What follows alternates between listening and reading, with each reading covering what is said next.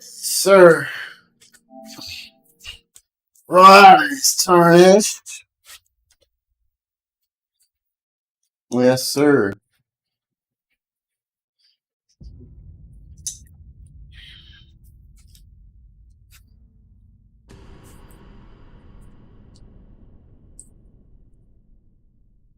One of the things you know is that Mark Spector struggles with dissociative identity disorder. In terms of his initial origin, he was basically exactly what it looks like. He started out as Mark Spector. He was in the U.S. Marine Corps. He joined the CIA. They did private military contracting, basically throughout, Africa and South America. But that's when he says, private military contracting, right? Don't sanitize it down. He was a mercenary. Right, he would kill for money. But eventually a time came when he was working alongside Walt Bushman, when they were essentially trying to find this treasure haul, basically, when they were working alongside the professor who had located the statue of Khonshu, that in turn Mark Spector turned against Walt Bushman. And in fact, more or less kind of changed their part. Walt Bushman shot him for dead, or left him for dead, and then in turn he's left at the statue, or at the base of the statue of Khonshu, and that's when Khonshu visited him and said, I will make you my earthly avatar, I will bring you back, if you promise to serve me, right? And that's how Mark Spector became Moon Knight. And that's what he said, right? I did go with conscience, but after years of fighting dirty wars, my soul was barren earth. To sprout such a flower is that, well, it had to be watered with blood, by blood. And so she says, you claim that the Egyptian god Khonshu brought you back to life. And his answer is, yes. I was given my life back in return for becoming the fist of Khonshu, to become the traveler, the embracer, the pathfinder, the defender of those who travel in night. And that was the original nature of Moon Knight, of Mark Spector. Back in the days when he first showed up, he was a very capable fighter because of all of his training and everything like that. But in the full moon and at night, his powers would actually expand. At night, his powers already grew. When there was a full moon, his powers would amplify even further. But he very much was a night-based villain, right? He would fight at night. And that's why a lot of people began to draw these sort of illusions between himself and Batman, because they had so much in common. And so that's when you find out, right, where Sermon's kind of okay, as a therapist, what you're describing to me sounds like schizophrenia, right? Basically the idea that you betrayed your partner, you were left at the base of a statue, that statue came to you, right? That god came to you and promised to resurrect you as long as you would be their agent on Earth, and you've gone forward fighting and avenging crime in their name. That sounds like a person who cannot differentiate reality from fantasy. Now, the diagnosis of schizophrenia takes more than that. It's not something that's made on a whim, but Mark puts off all the hallmark perceptions or all the hallmark perspectives of schizophrenia to a person that wouldn't really understand what's going on. But then she goes as far as to say, I have agreed to be your therapist at the request of the Avengers. So I understand that your situation is unique. So that's why she doesn't immediately chalk him up and say, okay, Mark, it sounds like you're schizophrenic. That's what it sounds like, right? I mean, literally, she's in a world of people where a guy turns into a giant Great Rage monster, giant 2,000-foot tall space gods show up routinely. I mean, it's at this point, right, Mark's situation seems to be less mental illness and more of just a mission he has. But mental illness does exist in Marvel Comics. Legion is a perfect example of that. The difficult thing in Marvel Comics is trying to differentiate which characters are who they claim to be, and which characters are schizophrenic, right? Which ones are just imagining it all in their heads. But the thing about this is that the mission of Moon Knight is very reminiscent of, one, when he was Mr. Knight, right? That's the version that you see here. And then two, of Heroes for Hire. right? It's very, very similar to that. Now, Mark's always kind of had this sort of thing going on to a degree, even if it wasn't necessarily as on the face as it is right now. It's always basically been that way. People could come to him and they could say, hey, like, I'm dealing with some crazy stuff, right? I need you to help me out with that. And it's kind of funny because he's talking to this older lady and she's like, in my building, they come at night, they scratch the doors, they whisper such things, and she's like, I need you to help me out. Now, this is probably the coolest moment in the comic because you switch over to Moon Knight basically following these things. And like one of the occupants opens the door while he's beating the crap out of these monster things in the hallway, and he's like, close the door, right? Close the door and lock it. And so as he like pummels all these guys, he throws one of them out the window and basically kills it. He tells the other ones, like, I know who you are, right? Vernon, one of Spider-Man's foes, some mad science guinea pig. You used to be a man, and you hate being alone. And so now you clone yourself, so you will never be alone. But he says, unless I kill all of you right now, and I can, and I will. I am not Spider-Man. I am Moon Knight, and I don't die. And it's just a ridiculously cool moment, right? It's just a ridiculously amazing moment, right? Like he literally tells all these guys, you tried to take one of mine, and I took one of yours. So either you can leave it at that, you can scurry off, and you can stay out of my territory, or you can test me further, and I can kill you all, right? And like all those little vermin basically end up scurrying off. That's the essence of Moon Knight, right? Like that's the essence of Mark Spector. Is he's just like he doesn't really care, right? The rules don't really apply to him. He will kill you. I mean, that's just the way that it is, right? He doesn't really have any of these kind of higher moral high grounds, right? Because the higher moral high grounds, like, those don't really work, right? All it does is give villains a reason or an excuse to continue being villains, right? Because they know you'll only go so far. And they kind of rely on your inability to be a full measure as a means by which they can continue what they do, right? But when you're Mark Spector and you're not a half measure, right? You're a full measure, right? And you will kill those guys. Villains don't usually mess with you, right? They don't usually come to your part of town and start giving you a hard time. They usually steer clear for the most part. And so again, you kind of switch over to this conversation that's going on when you have Sturman basically talking to Moon Knight. And as he kind of goes through this, he sort of continues to establish what his role is, especially in relation to Khonshu. Now, Khonshu is an actual god out there. And one of the things to know is that it's not as though Khonshu is just some kind of benevolent being, or he doesn't really exist in the same capacity as Bass in terms of like, his beliefs and views or anything like that. Khonshu is very manipulative. And more recently in the Avengers comics, Khonshu tried to use Mark Spector and the Phoenix Force as a way to conquer the world. Of course, Mark Spector basically brought all that to an end and ended up essentially defeating Khonshu in the process. And then Khonshu was taken by the Asgardians and basically locked away, right? So he is wherever he is under Asgardian control. And he even says that, right? Like they're keeping him off in Asgard somewhere, and it doesn't really matter to me. Sure, the god that I worship up here, the god that created me, yes, like he is a person I would trust. We stand apart. But he says, I am still the high priest of a god that I am estranged from. So even though I do not necessarily even follow Khonshu, I have no desire to rescue Khonshu or to help him, I am still maintaining my role, which is to protect those who travel at night. Kind of going back in and in turn, basically visiting what is in effect like a clinic. He's told by Reese that like some supervillain was attacking it. When he gets there, he's like, well, it doesn't look like this villain's doing a very good job. Because this villain, like 8-Ball sucks. It doesn't matter. But he's getting the absolute crap beat out of him, right? Getting absolutely pummeled by the owner of this clinic. So he's not a very good supervillain. But the cool thing is this kind of seems a little bit off, right? This guy seems a little bit off, right? This guy basically says, like when Moon Knight asked him, he was like, what's the whole deal here? And this guy, he says his name is Dr. Badir, he's like, this guy was attacking my clinic, right? So basically I beat the crap out of him. But I was always wondering when I might meet you, right? So word circulating around the neighborhood that Mark Spector is the one who protects the neighborhood. He's the one that keeps people safe. And that's an important distinction. That's how mobsters rose to power back in the day. And it's how people are really able to avoid prosecution by the law in a lot of ways, is because they protect the neighborhood. So the neighborhood protects them. So it's one of those things where, like, if Mark Spector does something that he's not supposed to do, or something that could lead to him getting arrested, the people in the neighborhood follow the philosophy of, well, I didn't see anything because I wasn't there. And if I was there, well, I was asleep, right? But they would never rattle him, right? They would never snitch, right? They kind of keep to themselves because they know at the end of the day, Mark is looking out for them in a way that seemingly nobody else will. And there's loyalty that gets built up there. And so that's what's kind of interesting, is because the conversation between the two of them kind of begins to shift to a degree. And this guy, Dr. Badir is like, you're a fist of Khonshu. Damn it. Have the same duty. This guy seems to know a lot, right? Like Mark says, like, the fist of Khonshu, and I don't remember seeing you at the church social, right? Like, Mark has his own event, kind of hanging out and all that kind of stuff, and this guy's like, consider me recently arrived from the home office. I was disappointed with what I see. Our god languishes in the custody of foreign deities, and what is his fist doing? Allowing vampires to exist in territory consecrated to the duty of Khonshu. Absurd. Blasphemous. And so basically he's calling Mark Spector's entire role into question, right? Then he almost kind of seems to have this sort of belief in Khonshu, right? Like he almost seems to be equivalent to Mark Spector in terms of his place. And he's kind of like, look, I mean, you're supposed to be a fist of Khonshu. Why aren't you rescuing the Khonshu? Why aren't you out there helping him out? Like, all you're really doing is like vampires are getting in around here and stuff like that. Like, you're basically being exceedingly ineffective at your job, and you've basically abandoned your boss. And that's when Mark's like, okay, what in the world's going on here? Now, this is an important distinction here, right? What Mark's basically saying is that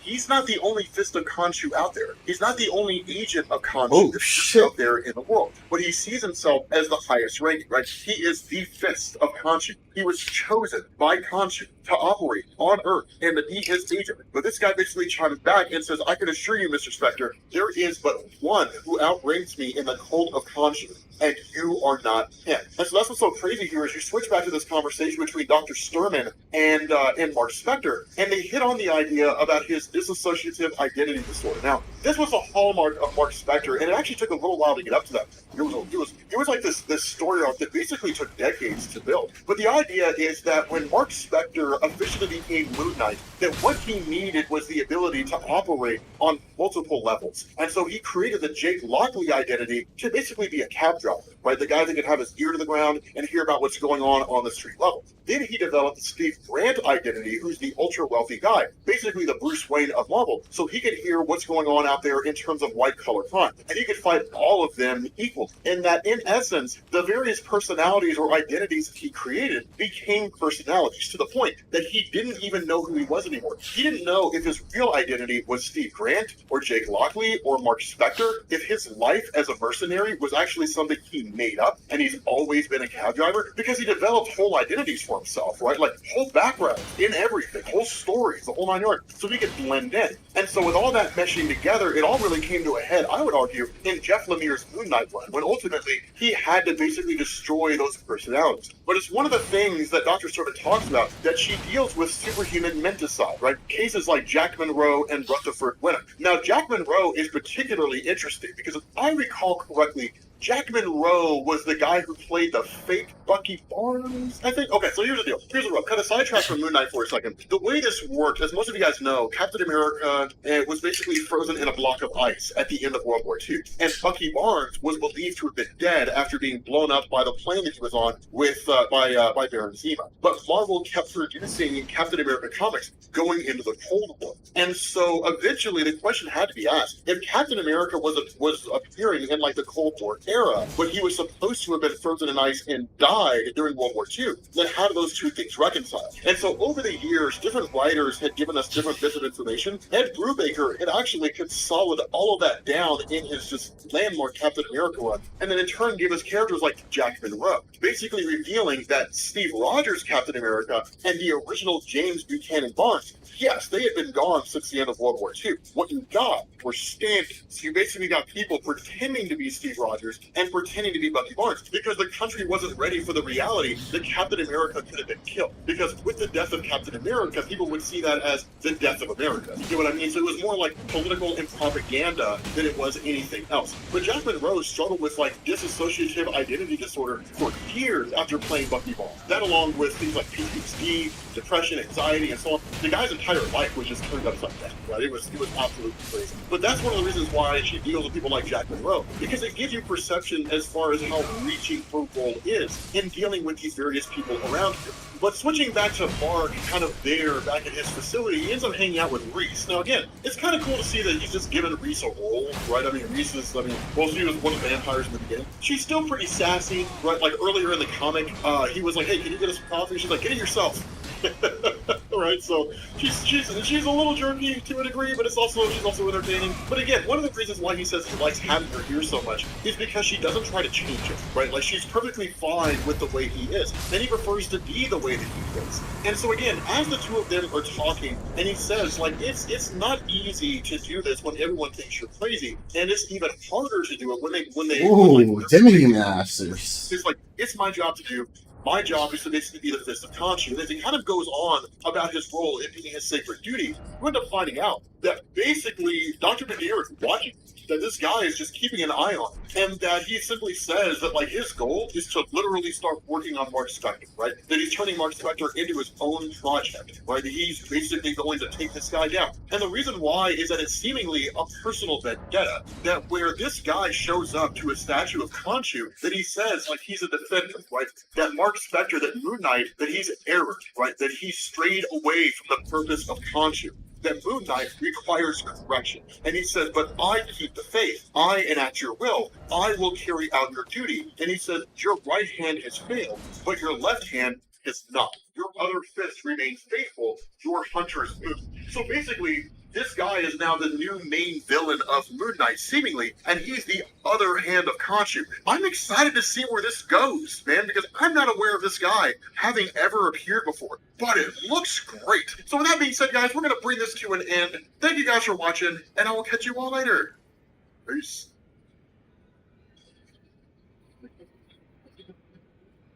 That is interesting. What's going on, guys? This is Rob, and we are back with Moon Knight. Yes, we are. We are covering, I guess, the conclusion of Volume 1 for Moon Knight. So here's the thing. If you go online and you look up Moon Knight Volume 1, you're basically going to see 6 issues. It's really more 3 is like a story arc. Then you have an interlude story, and then you kind of have a two-parter. But the last 3 issues are really an interlude. So we could probably cover those separate, but this is the important one, because it basically builds on what we saw in the first issue. As you guys know, in the first video that we did with regards to the new Moon Knight run, that somehow people were basically being controlled, right? And they were seemingly being turned into vampires, which is kind of a weird thing. Now, there's 2 story arcs going on at the same time here, right? The first story arc is that there are actually vampires that are out there. Now, by and large, what we talked about in the first video is that it really seems to be the motivations and the machinations of Vlad Dracula, right? Building up the vampire nation. And the goal of Dracula, seemingly in the Wolverine comics, seemingly with the Incredible Hulk comics, is that the desire of Dracula is to essentially attain blood that would grant vampires a healing factor so that they can walk around in the daylight like Blade does and not have to worry about being destroyed by the sun. And so, while that's going on, that little vampire story actually kind of segues into this. And what you end up doing is basically picking up with a guy who's just kind of asking these older individuals, like, why are you doing this? And then basically they all kind of chime with the exact same statement. Because I want to sport just for the hell of it, right? So these aren't really vampires per se, but they're really more just people who are being controlled. Now, at that point, you switch over to the Midnight Mission, right? And of course, that's the name of the first volume. But the Midnight Mission is essentially what Mark Spector has, right? Where he's basically kind of like a Heroes for Hire-esque guy, where he protects people in the area, right, in his neighborhood. But he basically does so at night, so people can just kind of show up there as they need to, ask for help, and you respond. Now, as we know from the first video, that Reese is basically one of the newly turned vampires that he had rescued, and Reese is amazing. I love the character of Reese. Like, when Mark Spector asks her, like, how do your parents feel about you, like, being a vampire and, like, working here with me and that kind of a thing? And she's like, well, they're as happy with my new condition as they are with me working for a guy who runs around in a white hood. So, like, that's kind of a funny little reference. I kind of dig that. But, like, Reese is kind of like this no-nonsense woman, right? Like, sure, Mark Spector saved her, and there is loyalty there, but it's also one of those, like, I'm not your servant, right? Like, if you want something, do it yourself. So, he basically has an assistant that just doesn't really do anything unless she wants to do it, right? So, an assistant who works on her own terms. But in the middle of all this, suddenly that guy who was seemingly attacked shows up here, right? Now, again, that's the nature of the Midnight Mission, right? Like, you're that crazy, freaky guy that everybody talks about. They say, like, if you need help, come and talk to you. I need help, right? And then, of course, Reese chimes in and saying that, like, she knows who this guy is, that this guy's name is Soldier, and he lives in one of the tenements that basically exists, you know, around the corner from him. Of course, a tenement basically being a building. For most of you guys who don't know, a tenement is a building, like an apartment building, that only ever has one entrance. So, like, you guys have seen those buildings where, like, you walk through a main door, and then you have to take, like, stairs up to the top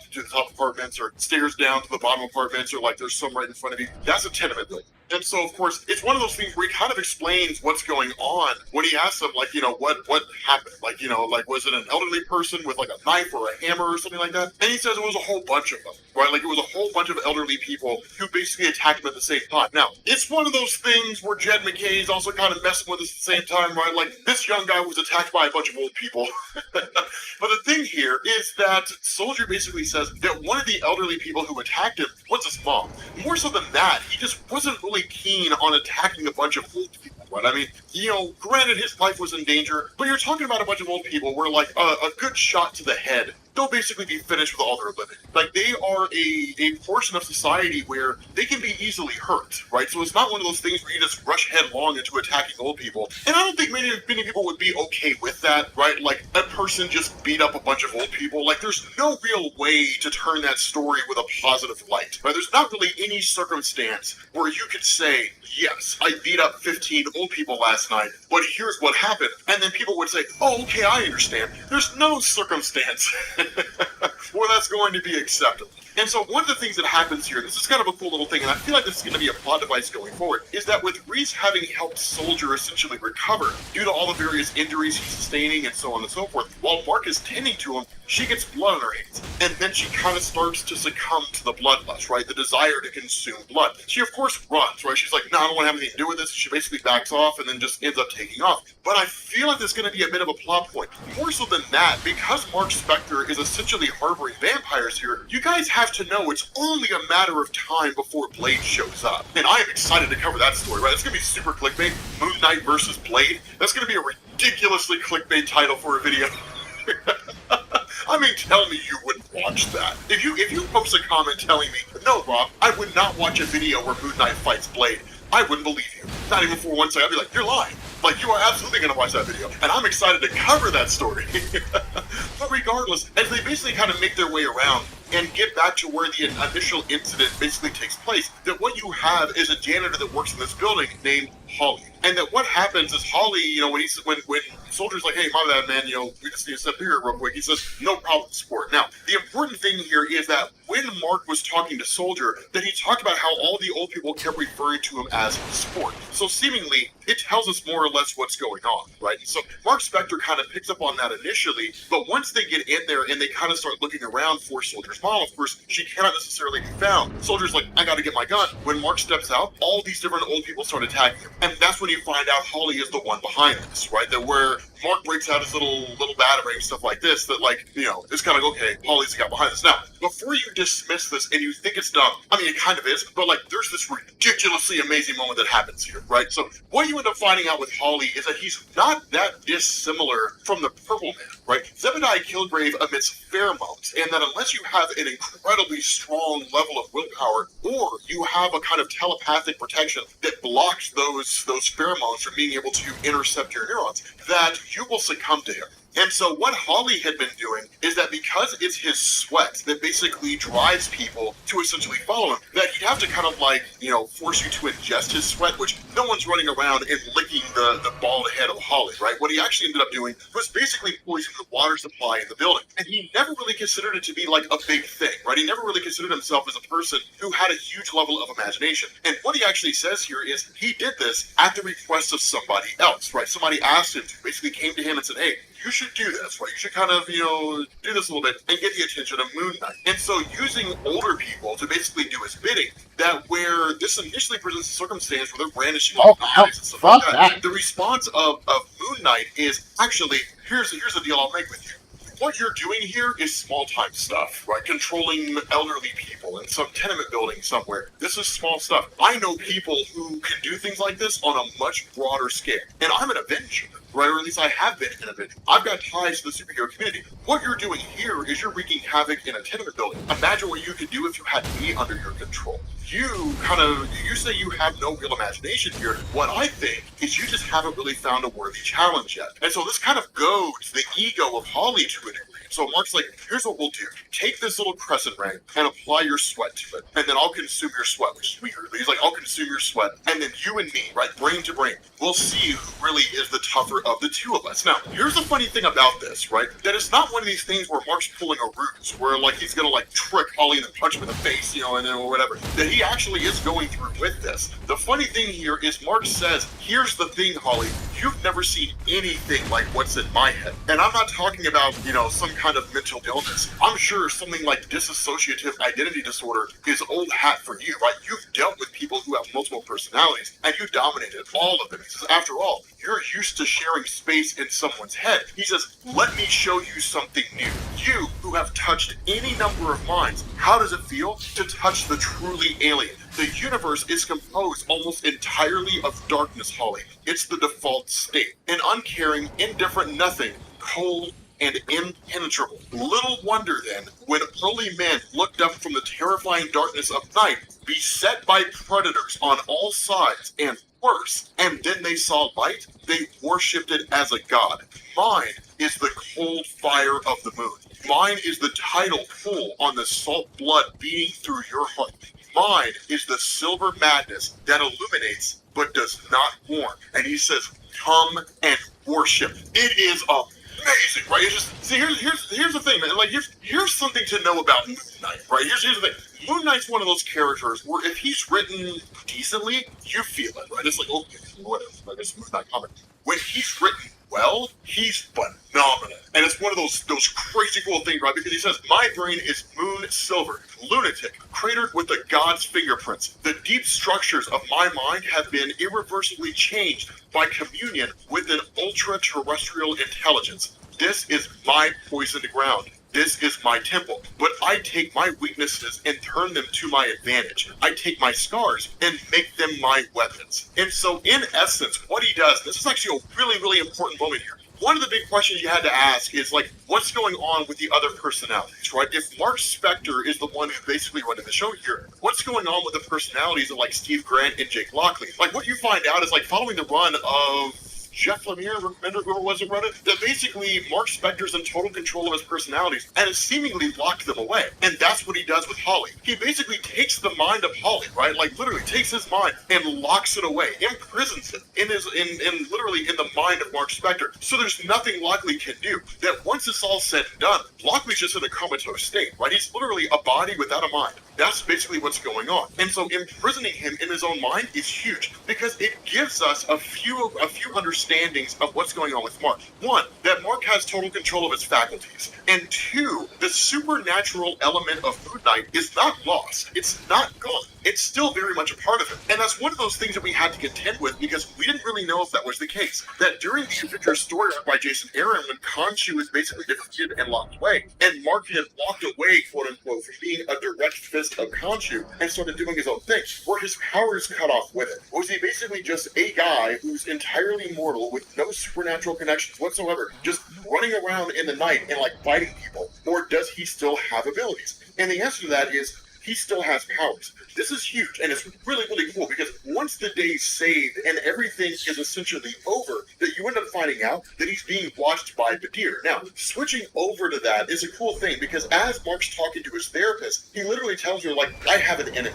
right? There is somebody out there. And it's one of those things where the conversations between Mark and his therapist are as much existential as they are direct, right? That Mark, without having Khonshu telling him where to go and what to do, to a degree is almost kind of flying by the seat of his pants, right? That the bottom sort of fell out. But at the same time, there's a level of freedom that he hadn't really experienced before. That he's able to go forward as basically the Fist of Khonshu, seemingly with all his powers intact, but he's not beholden to the whimsical desires of a moon god, right? That he's basically doing his own thing. But the biggest concern that he has is that this enemy that exists out there, that he's almost kind of afraid it's himself. Now, he doesn't give a definitive answer as to why, but we could speculate that perhaps he's developing a new personality. That this new personality takes over and then starts instructing people to do things, and basically Mark Spector creates his own enemies in order to serve his purpose of being the Fist of Khonshu. It's entirely possible that's the case. That kind of thing has happened in the past. A more direct answer here is that the sins of his own past are basically catching up to him. And in fact, in his conversation with Badir, that seemed to be the case, right? That Badir basically illustrated that, or at least made this declaration, that he was a fist of Khonshu. He was kind of the other hand, and that he's coming after Mark. And so because of this, you end up finding out that essentially one of the other people that Mark had taken in, one of the other vampires he had basically been kind of watching out for, that they were coming after him, right? That they were basically trying to take out these different people. That somebody had basically tried to kill Ted. And of course, while I wouldn't say that seemingly Reese and Ted are like the best friends, they share a kind of common bond, right? So they're very similar to like the Midnight Suns in that way. I mean, they're not best buds, right? They're not BFFs. They don't go and do stuff all the time. Oh, shit. That seems to be the case. But regardless, Ted is somebody that was being chased after by someone. And that when Reese pulls out the Crescent Moon of Moon Knight, she doesn't really blame him, right? I mean, she knows what he was doing at the time. She knows that he was tracking down leads. But the question is, who's doing this, right? Like, who's coming after these things? And so Mark pulls together pretty quickly that it's basically Badir. He doesn't really dump that information to Reese, but he's like, more or less, he knows what's going on. And so as a result, he actually ends up kind of making his way through rooftops and so on, and really just trying to draw the attention of Badir, which happens, and a fight breaks out between the two of them. Now, this is the cool thing about what Jed McKay's doing here, that when Moon Knight has gotten into fights with people in the past, they're usually pretty straightforward. They're not overly complex, and that Moon Knight usually gets the upper hand pretty fast. In this instance, Badir gets the upper hand of him, right? Like, he overpowers Moon Knight so incredibly quickly. And in fact, when Moon Knight asks him, like, who are you supposed to be? The response of Badir is, I'm the Hunter's Moon, right? I'm the other fist of Khonshu. And it's this really, really cool concept, because as they're talking, Mark's like, no, I told you I was the fist of Khonshu, and that's it. But the response of Badir says, but every man has two fists, Mark. Surely you weren't so arrogant or stupid as to believe that our god only has one hand, right? Surely you had to know that if you are a fist of Khonshu, there had to be a second one out there somewhere. And so it's cool, because the response of Badir is not necessarily to destroy Mark, right? It's not to, like, kill him and then wipe him out. That instead, they're supposed to operate kind of at the same time, right? Like the left hand knows what the right hand's doing, but they're supposed to complement each other. That as a fist of Khonshu, there are things that Mark is supposed to be doing. More so than that, one of the things Badir says is like, you've taken vampires in, right? We, as the fists of Khonshu, are here to basically protect those who walk during the night and to destroy those who prowl during the night. What do vampires do, Mark? Vampires feed in the night. You've literally taken in the sworn enemy of Khonshu, or at least one of them, right? Like, they are predators. They are the antithesis of Khonshu. They literally exist to be the opposite of us. And then you've taken them in, right? You are protecting some of them. That's not what you're supposed to be doing. And so one of the things that goes on is that Mark looks at the situation with Holly and then asks, like, Badir, why did you send him here? And Badir's like, what are you talking about? I had nothing to do with that. And so literally, like, there's another force at play here, right? There's something else going on. And so as they kind of continue to fight, one of the things that happens is that Badir basically says, like, I don't understand you, right? Like, what's wrong with you? I'm not referencing your softness for vampires or anything like that. It's the way you move, Mark Spector, the way you fought. You are a fist of Khonshu, but there's nothing of beauty in the way that you fight, right? You fight with a kind of recklessness, right? You fight with no real sophistication. There's no real fluidity in your movements. You are basically just kind of punching and hammering away. What's going on? He says, like, you fight like an animal, right? You should move with skill and prowess of every fist to ever serve Khonshu, as I do. Did you not receive the gift of the chorus upon your ordination? Were the memories of Khonshu's previous fists not invested in your mind? This is huge, because what this is Jed McKay doing is basically expanding everything. It's not dissimilar to what Ed Brubaker and Matt Fraction did with the Iron Fist one. Do you guys remember that? For years and years and years and years, there was just Danny Rand the Iron Fist, right? Like a person who left Kunlun with the ability to use the Iron Fist, went back to New York, and was basically a street-level superhero who was also, like, ultra-rich. But that during the Ed Brubaker and Matt Fraction run, you learned that Danny Rand was just the more recent Iron Fist. Before him, there was, like, Orson Randall. And before Orson Randall, there were a host of other Iron Fists. That the tournament of the 7 heavenly cities and so on was a great big huge part of this mythos that we never knew about. that's what it looks like is going on here. That what was supposed to happen when Mark Spector became a Fist of Khonshu is that he would be bestowed all the knowledge of all the different fists that came before him. But for whatever reason, that didn't seem to happen. And that even with Mark himself, he's like, I already had too many personalities in my head, right? So it looks like Jed McKay is basically expanding on the Moon Knight powers and repertoire and so on, right? That Moon Knight himself, that Mark Spector, will probably see an increase in his powers and an expansion in what he's capable of the longer the story goes on. And that's what's so cool, is because Badir's like, you are far more broken than I thought you were, right? Like, your connection or whatever it is that you were supposed to be, you are not a true Fist. You did not undergo the process that Fists of Khonshu undergo when they become a servant of him. Somewhere along the line, you've been broken. And so the intention of Badir is to basically fix him to get him back to where he's supposed to be. And so one of the things he says is like, your connections to the people around you, that's what makes you weak. And he says, I will make you fit for your duty. After I remove the distractions from your life, it will be easier for you after that. And basically goes after all the different friends, essentially, of Mark Spector at the Midnight Mission. And then, like, once he busts in and immediately starts going after all of them, he basically disarms them all with the intention of basically beating them all to death. And then, of course, Mark shows up and then crushes this guy. He doesn't kill him. He absolutely crushes him. Now, this is an important thing that I hope you guys are noticing here, that in these different moments, right, when Mark was dealing with Holly, that when Mark is dealing with this guy, right, dealing with Badir, it's almost like he becomes a different person, right? It's almost like a different aspect of him takes over. He's just like, at the end of the day, you're just a doctor dancing in borrowed shoes. And he says, that's why I win. And then when Badir says, like, you're being an absolute fool, the response of Mark is probably, and more of one still, for letting you live tonight. But know this, before you decide to come after frightened children under my protection, again, whomever or whatever they might be, you better have what it takes to kill me for good. Because when I come back, and I always do, I'll do you like they did Osiris. They'll never find all your pieces. And he says, so go, Fist of Khonshu.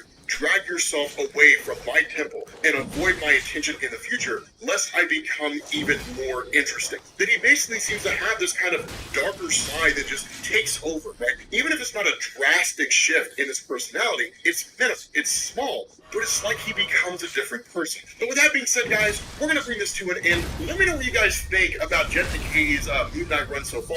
I love it, man. It is phenomenal. It's some of the most interesting writing that I've seen for the character of Moon Knight in years. But thank you guys for watching, and I will catch you all later. Peace.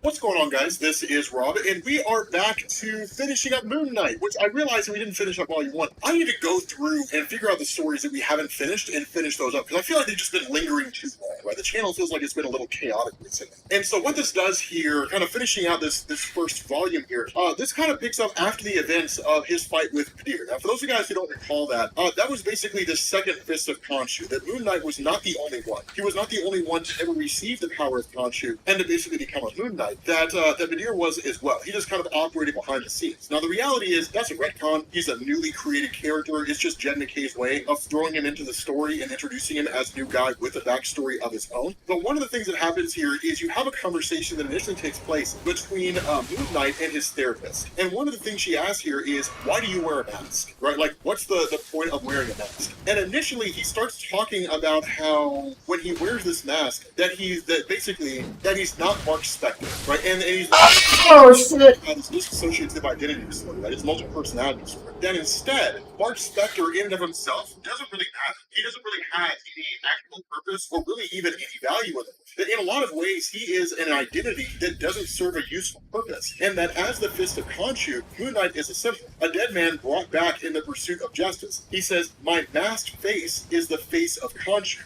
It's part of my vestments, the same as my costume, right? The same way that Captain America has a shield, or Spider-Man has his outfit, or Iron Man has his armor. It's a part of who he is, and that's the reason why he wears the mask. Now, there is actually a larger motivation to this, and it's one of the cooler elements of his character. But in the midst of all this, what we end up doing is switching over to Stewart Clark. Now, Stewart Clark has been around in Marvel Comics for a long time, and originally he was a villain of the first Champions team. But the thing about this is that Stewart Clark didn't always look this way. Right. So this guy has been a kind of tour de force when it comes to Marvel Comics. He's kind of been everywhere and been involved in a lot of different things. After his original appearances in the old Champions comics, there came a point when he was involved in Banetronics, which is actually ran by Madam Menace. It's technically part of a company called Sunset Bane, but basically, and we didn't really even find out about this until Iron Man Volume 3.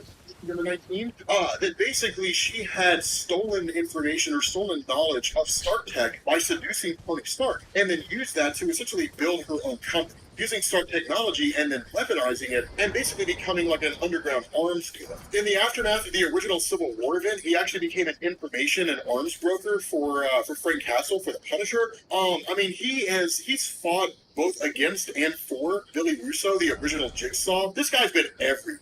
It wasn't really until the events shortly after, or at least during and shortly after Secret Invasion, that his face ended up getting all scarred the way that it was. Ultimately, he was believed to have been killed, and we never really found out exactly how it was that he came back. We simply just know that he did. But in this moment right now, he's basically having a conversation with a mystery man that he knows nothing about, who essentially says, I can help you destroy this guy, but I can help you bring this guy down. And essentially gives Stewart Clark the ability to access basically Steve Grant's financial accounts. Now remember, Steve Grant is one of the identities of Mark Spector, right? One of the personalities of Moon Knight. Remember, he's very similar to Batman in that way. So in a lot of ways, Steve Grant is like the Bruce Wayne persona of Moon Knight. And so what ends up happening here is there's a couple things that go wrong. One of the first things is that Mark Spector is visited by Tigra. And this is really just because of the fact that they're old friends, right? They were Avengers at one point. They're just kind of talking and hanging out and spending time together. She'll become a kind of unofficial member of the team. But the other thing that happens here is that Mark gets a call from Stewart Clark, who basically says, I have total command over all the funding of Steve Grant. And I know that's how you fund your midnight mission. And he's like, just right here, watch. Bam. And he's like, $1 million is gone. Just like that, right? Just go.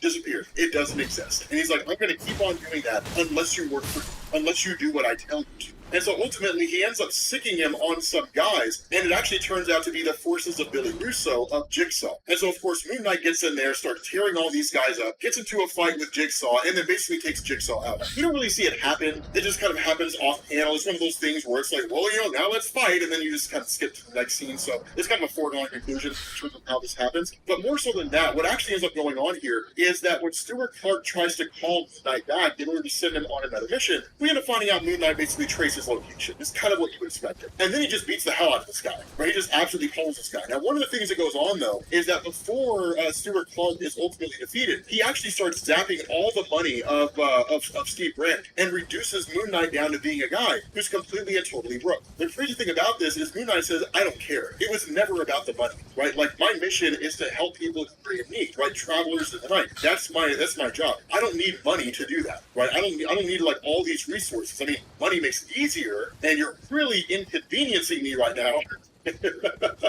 Right? He's like, but I only serve my people, those who petition for my help. And this is kind of a change of pace from the nature of Moon Knight as we've seen him in years past. It's one of the reasons why Jed McKay's Moon Knight run is very reminiscent of like the old school Moon Knight run from like the 70s, right? Like way back in the day Moon Knight. We haven't really seen him depicted in this way in quite some time. In a lot of ways, in recent years, Moon Knight's just kind of been a guy who's there who does some things and like was on the Avengers once. And that was it. There really wasn't a whole lot going on with his character. There wasn't a whole lot of development. He had some cool stories, but outside of, Jeff Lemire's run, there really had not been a significant moment for Moon Knight. Certainly not on the same level as the kind of development that we're seeing here, which is one of the reasons why I'm just so into the story. But again, one of the other things that kind of goes on is that where the answer he gave his therapist is that the reason why he has the mask on is because Mark Spector doesn't matter, all that kind of cool stuff. But what he actually says here is that he has a family. He's got like a wife and daughter, like that he found out that he has a kid, and that they essentially ended up taking off like to the other side of the world. That they never wanted him to come after them because he was just so dangerous, right? The life he lives is dangerous. His dissociative identity disorder, his multiple personalities make him dangerous, right? It's the kind of thing where in a lot of ways, Mark Spector has lost more than he gained. And that's why he told Tigra, the real reason that he wears this mask is because he doesn't like to have to look himself in the face whenever he's looking in a mirror. That he can lie about who he is. And this is stupendously important.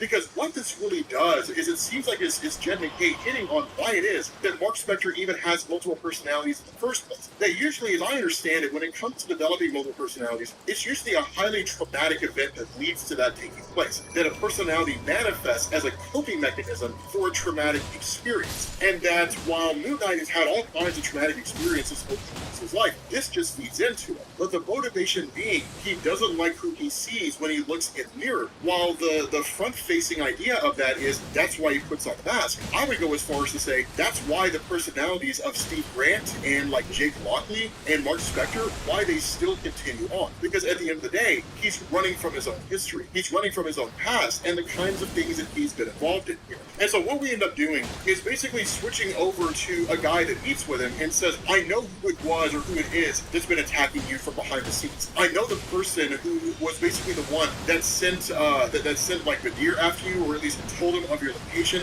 I know the one who sent Stewart Clark after you. Like, I know what's going on.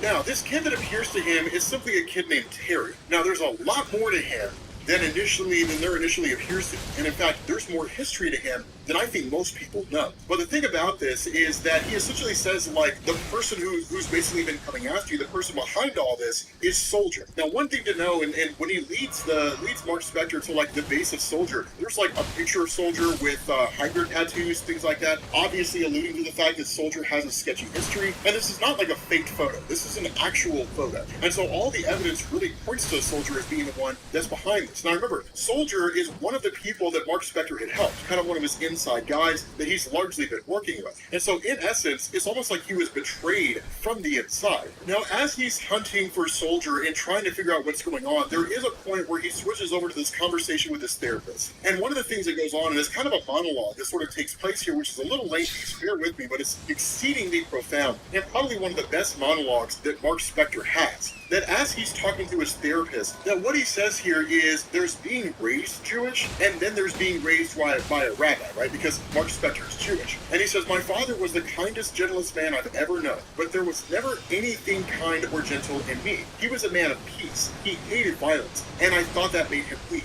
A weak man serving an indifferent God. Because those were our stories, weren't they? We lost our homes, our land, we were enslaved and then escaped out into the desert, and from then up until now, we took our licks from practically everyone. My father taught me it was our perseverance that was our greatest quality as a people. How we never gave up our faith, our laws, our covenant with God. How we would laugh to keep from crime, no matter what happened to us. So when I died in Selma, can you blame me for accepting Khonshu's offer? I put aside a God who had let terrible things happen to his people. A God who I had never seen, never heard, in favor of a God who spoke right to me and promised, join me, be my son, and together we will get things done. And the response that his therapist offers is, no one can blame you for wanting to live. But he says, that's just it, isn't it? All my life, I thought that my father was weak because he was kind and gentle and would never raise a hand in violence. But he would have died before he broke faith with God, before recognizing another God. That the Bible says, you shall never have other gods before me, for I, the Lord, your God, am a jealous God. When it came down to it, I was the weak one. I sold out everything I had been raised to believe to save my own neck, to further indulge my addiction to violence. My father's God took us out of Egypt.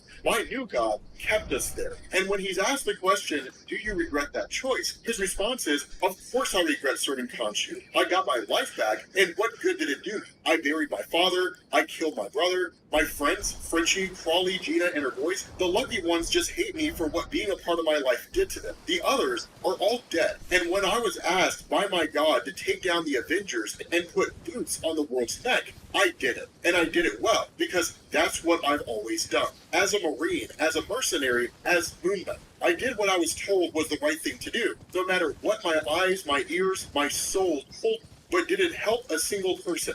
No. And now my kid and her mother are an ocean away because they're scared of me. You couldn't understand before why I take being the Fist of Khonshu so seriously when it's cost me so much. And he said it cost me everything. He says it's because I don't have anything left. If I'm not the Fist of Khonshu, whatever I choose to understand that as, when I'm just Mark Spector, the man who makes the wrong choice every time, the man who threw away his religion, his heritage, killed what family he didn't bury, the man who brought harm and trauma to everyone who ever cared about him. Losing over his head, thick as seawater and twice as bitter. No wonder I developed dissociative identity disorder, because I'd rather be anyone else other than that guy. How's that for honesty? This is probably one of the single greatest monologues in the history of Hellcat, and it explains his character so well that the reality here is Mark Spector is just a guy who runs. He's a guy who feels like he betrayed himself. He betrayed himself and everything he stood for, everything that was important to him. He threw it all away just in the name of basically surviving, right? In the name of wanting to live, to continue his addiction to violence, his idea, his life as a mercenary, killing people, destroying things, right? Being the total antithesis of everything his father believed and everything he was raised to believe. And so in the midst of this great big huge monologue, of course, there's a point where he realizes there's a perimeter breach, and then ultimately ends up traveling to that location to find that Soldier is basically locked up. And of course, he ends up, or at least has the idea of freeing Soldier, but there's a walkie-talkie there. And he's basically told by a disembodied voice that Mark Spector has two options. That in the end, Soldier was framed. Soldier did have a history with Hydra, but Soldier is not the one who's basically turning against Mark Spector. He's not the one that's ratting him out. Right? He's not the one that's working against him behind the scenes. That it's somebody else who's doing it. The person on the other side of this microphone. And that's when he says, Mark Spector, I have watched you. I have watched you work. I have watched you function. I've watched you do everything that you do. You are a selfish and a terrible man. So here is the option I will give you. Either you can leave Soldier there and save yourself, or you can stay there, try to free Soldier, and you can die, right? You can try to cut the chains, you can try to remove them, but they're old chains, they're rusted chains. It's going to be ridiculously difficult to do. There's epoxy in the keyhole, right? It's not going to be a simple thing of picking a lock and getting it out. You're going to have to make the choice, and this bomb's already ticking. So the question is, if you pop that acetylene torch that's built into your glove, using the last little tidbit of money that you have, if you decide to use this and you decide to cut that chain, the question you have to ask yourself is this: what's going to happen first? Are you going to be able to free Soldier and leave, or is the bomb going to go off? And ultimately, the bomb explodes. Now, of course, Mark Spector is able to get Soldier out of there, and that's when he's met by the arrival of Terry. And that's what Terry says, I underestimated you, Mark Spector, right? This is What the fuck? I'm gonna have an absolute blast. And that's when he says, you can call me the Zodiac. Now, here's the thing. This is not a new creation by Jed McKay. The Zodiac's actually been around since Dark Reign. Now, whether or not Jed McKay is going to change the nature of the Zodiac, we're not entirely sure. But the way it originally functioned is that Zodiac was basically a fan of anarchy, which according to the classic definition, essentially calls for the removal of all power structures. And depending on what kind of other political philosophies you apply it to, communism, things like that, even the removal of money. But the belief that people can function without any sort of power structures at all. Traditionally, you could call it a return to a state of nature, where people just kind of existed out there in the world, but there was no real ordered government in the traditional sense. Now, I'm sure somebody somewhere might say, well, no, that's not really what it means. So, okay, sure, whatever. But the thing about this is that Zodiac largely has always worked to remove power structures as they exist. Initially, during Dark Reign, it was the aftermath of Secret Invasion and the fact that Norman Osborn and his guys had been put in charge of S.H.I.E.L.D. It was always kind of operating behind the scenes, launching these small hotshot attacks. But the thing about this is that this appearance of Zodiac is pretty short-lived, right? I mean, Mark asked the question, are you going to kill me, Terry? Go ahead. I'll come back, just like I always do. He says, and then I'm going to put you through a wood chipper, which is probably something Moon Knight would do. But in the end, the response of Zodiac is, why would I do that, right? It's such a waste. One of the funny things about this, and I'm sure you guys can draw the parallel like that, it looks like Jed McKay is basically turning Zodiac into Moon Knight's version of the Joker, right? Where he's I want to help you, right? I want to break you. I don't want to kill you. I want to break you. I want to help you. I want to make you better, right? I want to improve on you. It's a kind of just psychopathic mentality. But it's pretty nuts. Now, in the midst of this great big huge fight, of course, because of the fact that Zodiac really goes to make the move with the intention of taking out Mark Spector, or at least break him mentally if Zodiac were to kill Soldier, then you end up having Reese, right, the vampire assistant, essentially, of Moon Knight, who goes running off to an ally. And that when that happens, she's like, Mark Spector needs you. He absolutely needs you. You have to come and help him. And so in this moment, when Zodiac is going to kill Soldier, that this help basically arrives on the scene. And no, I was as disappointed as you guys. It's not Blade. A part of me was so hoping it was going to be Blade. I feel like it was just a massively wasted opportunity by Jed McKay. It really would have been cool if it was Blade, and we just had him appear as a kind of thing here. The real question you have to ask is, would Blade have just killed Reese on the spot, right? Because he was a vampire, and Blade takes no prisoners. He don't ask questions. But ultimately, it ends up being Badir who basically saves Mark Spector, despite the fact that the two of them are essentially enemies. And because Badir has a history as a doctor, he actually ends up treating Mark Spector, and then ultimately ends up, as Mark Spector is kind of, recovering, or at least, kind of passing out a little bit, he's conscious enough to be able to hear, so he's kind of in that space between, like, asleep and awake. You guys know what I mean? You kind of wake up at, like, 2:30 in the morning, you're a little asleep and a little awake at the same time. But essentially, Badir basically tells his story to Mark Spector, right, in saying that in his younger years, he was a very, very serious person, right? He was born in Luxor, Egypt, that his parents were both doctors, and that he took after them, becoming a doctor himself. And he says, I was as serious a child as I am now a man. I excelled in academics, took to my studies with the desire to learn. I was a model student Oh, shit. top of my class, even as a child. But when I compared myself to my peers, my family, to everyone I met, I found myself wanting. It seemed everyone else had something that I did not. And he says, I never felt the presence of God, not like any of the others did. And he says, I study the Quran and all these other religious texts as much as any of the other subjects did. My recitations were perfect. My prayers and practice were flawless. And he says, but it was merely rote to me. I could not make the spiritual connection that everyone I knew seemed to, and this worried me. What was missing in me? I was a very rational child, and it seemed to me that if I followed the correct practice, then I should get the correct result. And he says, but that was not the case, and it hurt me incredibly deeply. He says, outwardly, I followed the correct practices. I attended prayer, I studied, I did everything that was expected of me. But inwardly, I grew to be a strict rationalist. I believed in nothing that I could not see or touch. And he says, I grew to be an adult in such a way. I followed my parents into medicine. I was a respectable man. I had very few friends, but I am not friendly by nature, so it mattered little to me. He says, I kept my lack hidden so that I could fit in. It was a good enough life, all things considered, better than many have, until it was taken from me. And he says, it was that night I was walking by myself, as I often did. There's always danger in walking alone at night. There were stories of strange attackers, right? Obviously, speaking of vampires and things along those lines. That ultimately, he was attacked by them, but then he was brought before the statue of Khonshu. And when that happened, Khonshu appeared to him and offered him the ability to have his life saved, offered him the ability to serve as the other hand of Khonshu, opposite of Mark Spector, and that he would continue living on. That much like Mark Spector himself, where Mark didn't really feel the presence of God because he saw the terrible things happening in the world and couldn't really rationalize the idea that if God truly loved the children of this world, why would he let such horrible things happen to him, right? That kind of disconnect, that sort of hypocrisy that in his mind didn't seem to make any sense. Badir did the exact same thing. The difference here is that he was highly rational. If it cannot be acknowledged by his five senses, as far as he was concerned, it simply didn't exist. And God fell into that purview. That God was not something he could see or touch or taste or hear or anything like that. That you had to rely strictly on faith in order to truly believe that God was there. But that Khonshu physically appeared to him. Khonshu spoke to him. He could smell Khonshu. I don't know if he could taste Khonshu, if he did. But you guys understand that Khonshu confirmed his five senses, and that in that moment, he basically felt a connection that he hadn't felt before. He was drawn to this idea. And so as Mark Spector is basically wrapped up, and as he is attuned,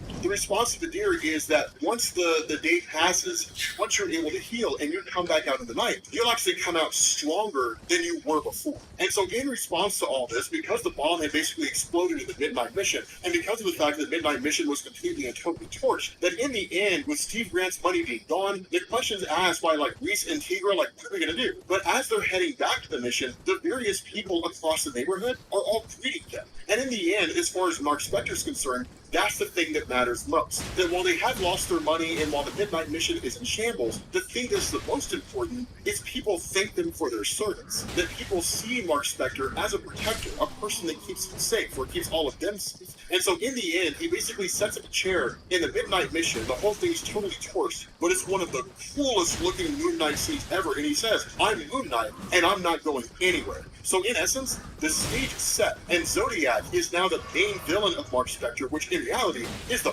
perfect choice. But with that being said, guys, we're going to bring this to an end. Thank you all for watching, and I will catch you all later. Peace.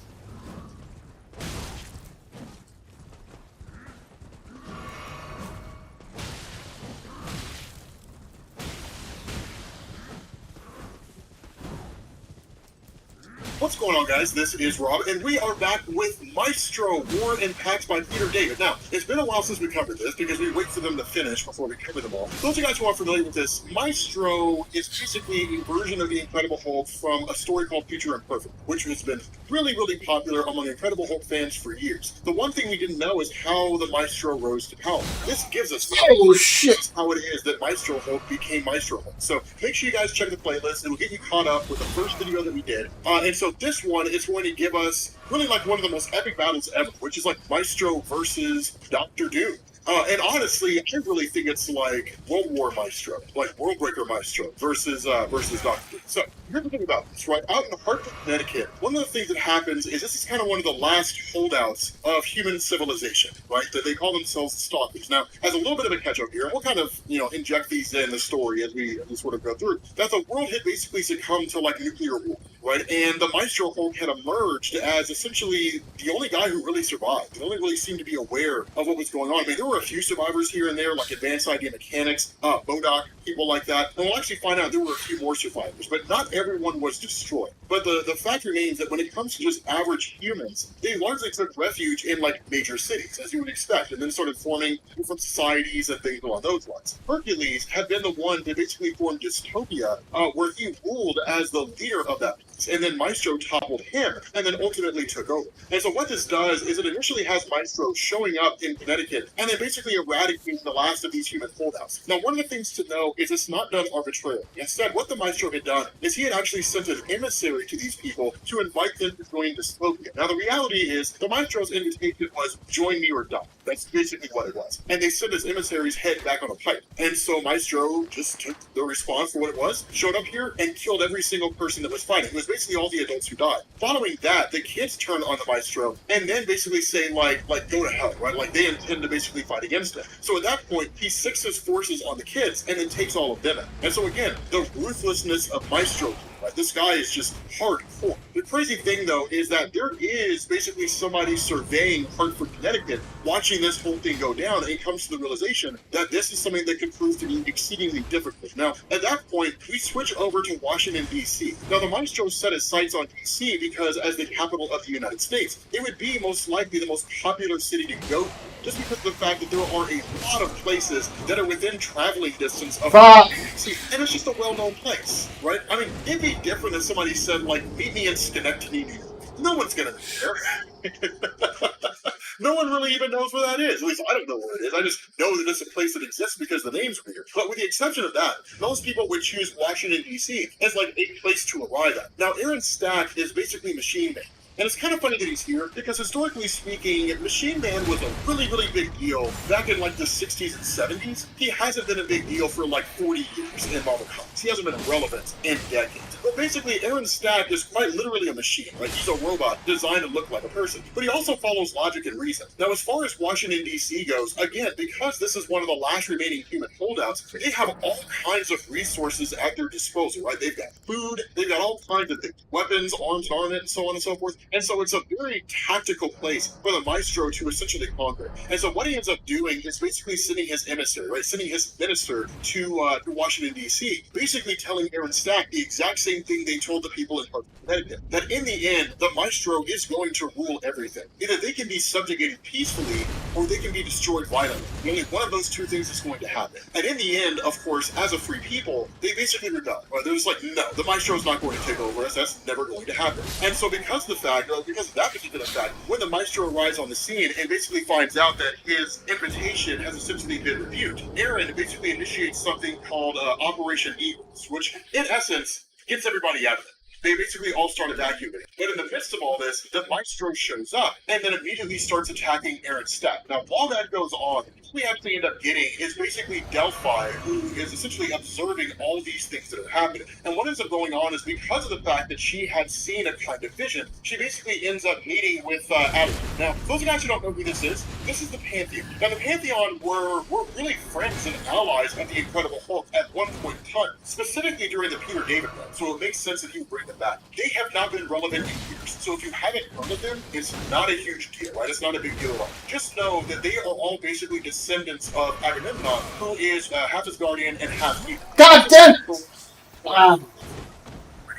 Cosmic deity, or whatever however you want to refer to it. But in essence, they are, by all standards of measurement, essentially long-lived. They're not technically immortal, but they can live for an exceedingly long amount of time. So they're very similar to the externals, for those of you guys who are familiar to mutants. But ultimately, they say that Delphi basically had a vision. Now, Delphi's powers are very ambiguous, to a degree, in the sense that she can have premonitions, but it's very difficult to determine whether or not they're accurate premonitions. The only way to know is just wait and see what happens in a lot of ways, or to act, or something like that. But they are allies of the Hulk, and this is the reason why they choose not to act, or at least they're instructed not to act by their leader, right? They're literally told, stay here. Do not do anything. We are not going to intervene. We're basically just going to stay put, right? Banner was at one time a friend. He stays away, we stay away. We have no reason to get involved here. And so following that, of course, the fight between Eren Stack and Maestro, it is pretty interesting. Eren Stack is able to hold his own to a degree, not really in any measurable way, right? I mean, he's able to, attack the Maestro and kind of overpower the Maestro or take him by surprise from time to time. But at the end of the day, this battle was a foregone conclusion, right? There was no way that Eren Stack was actually going to win.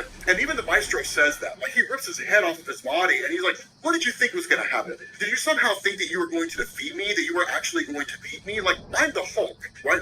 You are a robotic man, that you literally bring nothing to the table outside of, the ability to grow stilts out of your legs, shoot energy beams from your eyes, and punch kind of hard a little bit, I guess. But, you can't really do much at all. And so, ultimately, Eren Stack reveals the whole thing was a ruse. That the body that the Maestro is fighting is actually a duplicate. And that Eren Stack himself, the actual Eren Stack, is flying to people of Washington, D.C., of this area, basically to a new safe haven, right? A place that Maestro seemingly doesn't know anything about. On top of that, there is a bomb in the body of Eren Stack, so that if his body's catastrophically damaged, it'll detonate. That goes all the way back, right? That's old school stuff. It's been that way, it's been a part of his character ever since he was initially introduced, to make sure he doesn't fall into the wrong hands. But at the end of the day, of course, the explosion goes off, Maestro's not hurt, tells everybody, don't tell anyone this happened, that kind of a thing. But ultimately, the Pantheon are met by the arrival of Dr. Doom. And so once Dr. Doom basically gets into the scene, which is kind of funny, because initially they reject him, right? They're just like, whatever, it's Dr. Doom. Who cares? He actually uses his time platform, his ability to manipulate time,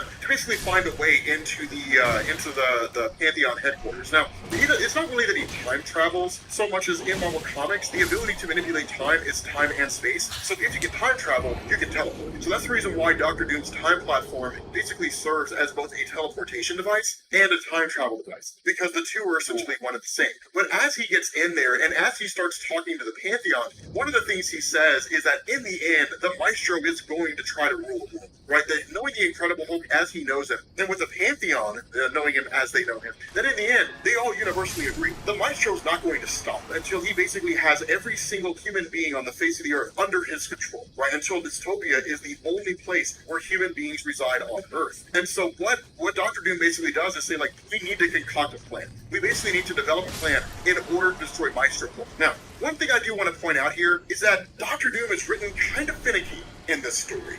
It's not the way you normally see him. I mean, you do have kind of the pompous arrogance to a degree, but that's kind of the baseline Dr. Doom. There really isn't a lot of character depth when it comes to his character. He's kind of basic here. But beyond that, it's just kind of Dr. Doom here for the sake of just being Doom survived and him and Maestro were going to fight, right? And that's basically kind of it. But in the end, Maestro is basically informed by his minister that the Pantheon is, or at least seems to be, still alive and well, right? Still seems to exist out there. And in fact, they've actually shown up on the doorstep of Maestro basically his visitors. And when the minister tells him like they're the Pantheon, Maestro's like, oh, I know them. Yeah, like they're friends, you know. And so ultimately, as soon as Maestro shows up, Ajax starts attacking him. Now, one thing I want to specify: this is not Ajax of the Eternals. This is they're not the same person. Ajax of the Eternals is interesting. He's got character depth. This guy Ajax is Vidian. Like he really is just a moron. Like quite literally, he's just a giant buffoon. He can punch really hard. He's really, really capable. No one knows how he got his powers, but he's basically just a guy who's there. And so once Maestro kind of calms things down and starts talking to him,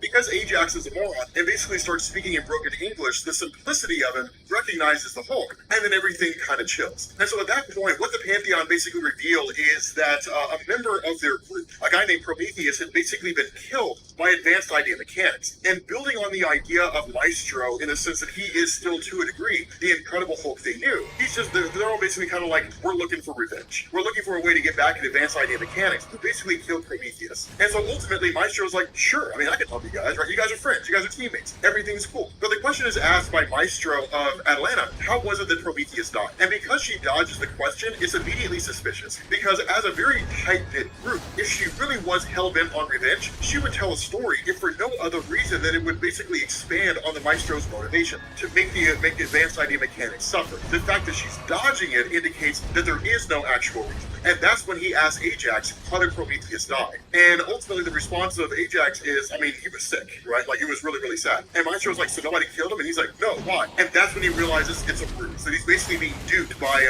the Pantheon, which in turn knocks him out, right? They use, like, just super high-powered gas, right? They're wearing nose plugs and stuff, you know? And so ultimately, they're able to stay awake during the whole ordeal, and that Maestro passes out. Now, when that happens, Maestro basically ends up falling unconscious. And then the idea of the Pantheon is to use the powers of Paris, one of their own, who is actually a telepath, on the Maestro in order to basically subdue him, to force him to revert back into his banner form, which is what they were expecting to happen, but didn't actually happen, and then basically kill him that way. And so what ends up happening is that once Paris uses his powers on Maestro, then basically he just kind of starts creating these illusions, right? Creating these kinds of things where Maestro kind of lets his guard down to a degree, but at the same time, it's also manipulating him. And so Maestro realizes pretty fast what's going on here, right? Where he's just like, no, right? This is obviously an illusion, right? This is the base of the mount, right? This place that I'm in, this is the original home base of the Pantheon. It's been destroyed since forever. So right off the bat, he's basically told by Paris, none of this is real. But in order to begin the process of conditioning Maestro and basically messing with his mind, then he ends up presenting him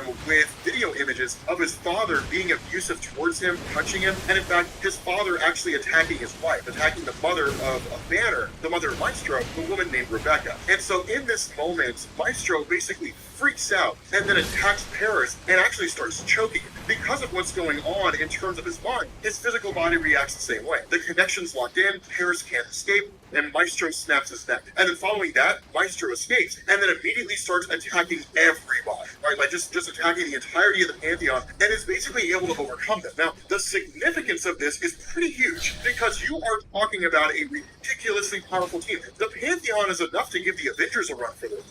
And depending on the circumstance, right, depending on who all is on that Avengers team, they can overcome them. The Pantheon is pretty tough. Like, they're very, very capable. We're talking about some pretty significant heavy hitters. But Maestro goes through and kills every single one of them. But in the middle of all this, suddenly his mother appears. And that is enough to basically distract Maestro. And in that moment, that actually leads to him reverting back into his human form. Because he sees his mom. He's like, what have they done to you? What happened to you? Giving him that very, very human and very touching hope is like the one vulnerability that Maestro has. And when that happens, Rebecca shoots him in the chest. And then he just gets loaded up with bullets. Only for us to find out, yet again, the whole thing is a trick. That Paris had basically used his powers of telepathy to force Maestro into believing that he had actually killed Paris. And that Maestro was actually killing everybody there. And so with him essentially dead and seemingly out of commission, Dr. Doom makes his move. He essentially conquers dystopia. And then Maestro is buried in an alloy called uranium, right? The toughest metal that they have. It's not the toughest metal in the world. Remember, adamantium is not easy to produce. It's a ridiculously difficult thing to create. And in fact, it's almost impossible to get your hands on the right materials in order to create adamantium. The best they have is uranium. But seemingly, it's enough to hold the Maestro in place, right? Enough to basically keep him contained, keep him locked in, so he can never escape. But as he begins the process of passing on, he ends up meeting with Leonard Samson, right? Doc Samson, who is, a lot of you guys who are fans of the Incredible Hulk know, for years was basically the Incredible Hulk's therapist, and even a member of the Hulk family. And in fact, he was actually part of the more recent Al Ewing Immortal Hulk run. But essentially, it's kind of like the devil on one side, the angel on the other. Now, where Leonard Samson is Banner's voice of reason, where he's basically saying, like, the Pantheon is trying to kill you yet again, like they did before. They're encasing you in uranium. They figure that it can smother you, and when it hardens, it'll encase you. And Maestro asked the question, can I stop them? And the response of Doc Samson is, you could, but the question is, do you really want to?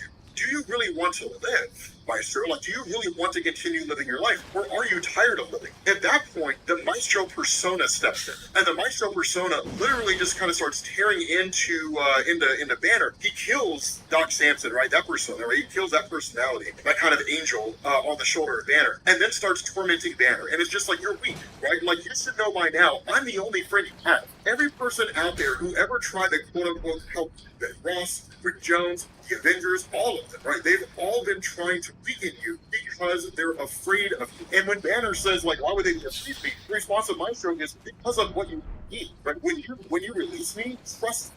Put all the responsibility in my hands. Because of what you're capable of, everyone is afraid of you, right? They think they have you. Show them, Bruce. Show them who's in charge. Show them who the strongest one is. And that is when Bruce totally relinquishes control of himself over to the Maestro. And when Maestro emerges, he's twice the size. He's bigger than he was before and stronger than he was before. He's increased in his capabilities. At that point, that's when he actually starts killing the Pantheon, or at least attacking the Pantheon. Now, for the most part, he is able to basically kill a couple of them, or at least he's able to kill Atlanta, their leader. And then in turn, as kind of a last-ditch effort, you ultimately end up having the Pantheon launching their missiles, right? Launching the missiles that are available to them. Like, they have multiple missiles, they fire them all off. The first set of missiles is fired off through advanced idea mechanics, partially because of the fact that, in the face of the fact that the world had basically come to an end, advanced idea mechanics, even the Pantheon themselves, they could have done something to stop it, but they didn't. Right? They just sat by and let it happen. The other reason is because it's advanced idea mechanics, right? Just wiping them off the face of the map. The second set of missiles that are launched, when Maestro asks, like, where's the second set coming? The response to the Pantheon is, I suggest you leave. Like, if I would leave if I were you. And so ultimately, advanced idea mechanics underground base is totally eradicated. Everybody there is killed. The Pantheon themselves are physically destroyed when the bomb goes off there. And in the end, Maestro is the last man standing. And so following this, he shows back up on the doorstep of dystopia, going after Dr. Doom, only for us to find out the two of them had actually been working together. That the whole idea of Dr. Doom basically enlisting the aid of the Pantheon was to bring the Pantheon to Maestro, so that Maestro could destroy the Pantheon. Because he knew it was only a matter of time, because the Pantheon were basically good guys, that while they were hands-off in the moment, it was only a matter of time before they made a move against Maestro. And because of how capable they were, and because of the various tools, arms, and armament they had at their disposal, they would have been able to organize a pretty capable resistance against the Maestro that would have gone on for a pretty lengthy amount of time. And had it gone on long enough, and if there was enough of an act of desperation, they could have potentially destroyed Maestro. And so Dr. Doom and Maestro worked together in order to destroy the Pantheon. And that's when Doom is like, okay, like, now that this is done, we can basically both rule our own individual kingdoms, right? Like, we can rule the world together by uniting our forces. And that's when Maestro reveals he basically poisoned Dr. Doom, right? The Dr. Doom is just, he's not a part of the picture anymore. Now, before you guys start freaking out, because I know a lot of you guys who are looking for a reason to be angry, you guys are going to be like, that's ridiculous. Okay, that's obviously not what happens, right? Peter David is an experienced writer. He's not going to have Dr. Doom killed by poison. And in fact, Dr. Doom even says that, right? He's like, yeah, I saw this coming, man. Like, do you really think you can kill me with poison? Or do you really think you can poison Dr. Doom? Come on, man. Like, you gotta try harder than that. He's like, I took an antitoxin before I ever swallowed a single bite, right? At the end of the day, Maestro, you're a simpleton. I'm Dr. Doom. I'm the smartest man in the world right now. You're just a guy who's really strong, right? You are nowhere near my level. I saw your moves coming from eons away. Now, this is where things get really, really interesting. Because while Dr. Doom is exceedingly capable, Dr. Doom is also exceedingly arrogant. And so all he needs is one moment where he believes he has the upper hand. And his argument is, the battle's over, right? Like, I've basically won. And so this fight goes on for a pretty good amount of time. It happens all over the place. Dr. Doom throws seemingly everything he has at the Maestro. Literally like the lightning of a thousand thunderstorms just all come pouring on the Maestro, and it's not enough to stop him. But Dr. Doom also knows the key to defeating the Maestro is to try to wear him down. That you can't just overwhelm him with brute force immediately, because he'll continue to get angrier and angrier. And as that happens, he'll get stronger and stronger. And so stretching the battle on, wearing away, chipping away, right? Making him, or at it's forcing him to make mistakes, that kind of a thing. And that's one of the things that he says. What he says, like, there's strategy, then there's knowing your opponent's weaknesses. And so trying to exploit those weaknesses, that's the name of the game for Dr. Doom. And so one of the things that happens is that Maestro, because of the fact that he has the intelligence of Banner with the strength of the Incredible Hulk and is effectively immortal, that he also uses that to his advantage. And depending on who you're talking to, arguably in terms of like combat strategy, some will say Banner is more intelligent than Dr. Doom when it comes to that, because Dr. Doom's knowledge is largely in like alchemy, magic, sorcery, whatever you want to call it, right? And then just general intelligence. But he's not really a fine-tuned tactician. He knows how to fight, and he knows how to use situations to his advantage in order to try to come out on top. But against someone like Banner, who's been in fight after fight after fight, especially fighting against someone like General Thunderbolt Ross, who is a master of battle strategy, you learn a lot along the way. And that's one of the things that happens here, is he says, okay, so I know that for a fact, I can't beat you the way that you are. Like, I know that with your armor and all that kind of stuff, I cannot overpower you, because your armor is just far too durable in comparison to my ability to punch and so on and so forth. And so what he does is he lulls him into a false sense of security. He plays possum. He lures Dr. Doom in, and then when that happens, he activates an electromagnetic system in the Alchemax building, and when that happens, it strips Dr. Doom of all of his armor. Like, literally, the magnets just pull the armor off of him. And when that happens, it's just Dr. Doom in his human form. At that point, the fight's over, right? The fight's done. Like, literally, Maestro just starts pummeling this guy, and Dr. Doom escapes by the skin of his teeth by basically teleporting away, by essentially disappearing. We don't know exactly where he went to. The only thing that's really said here is that if Dr. Doom decides to reappear, then this is going to lead to a future that is completely and totally imperfect. Now, the reason why this matters, and it's something that I wanted to wait until now to basically explain, is that where we would look at this and think that because it's Dr. Doom who is basically able to time travel, that it's presumably Dr. Doom from like the main Marvel universe, something like that, because that version of Dr. Doom hasn't encountered Maestro before. What's actually going on here is this is Dr. Doom from the future imperfect universe. The caveat here is that when the world started to end, Dr. Doom time traveled. He basically jumped forward to what's going on right now, and that's how everything is unfolding. That's why he's here. Now, in terms of where he's gone in the time stream, we don't fully know. Presumably, he's gone back to his own time from before everything came to an end, like before the world was ravaged by nuclear and biological war. But whatever the circumstance is, Dr. Doom does appear in Hulk, the Future Imperfect one-shot, as well as the main Future Imperfect story itself. So it's not like we've seen the last of him. This just kind of continues on, or at least from here. This is the first time the two of them met, and the presumption is that this basically goes directly into when Dr. Doom returned during the main Future Imperfect story, or at least during the Future Imperfect universe lines. But with that being said, guys, we're going to bring this to an end. Thank you all for watching, and I will catch you all later. Peace.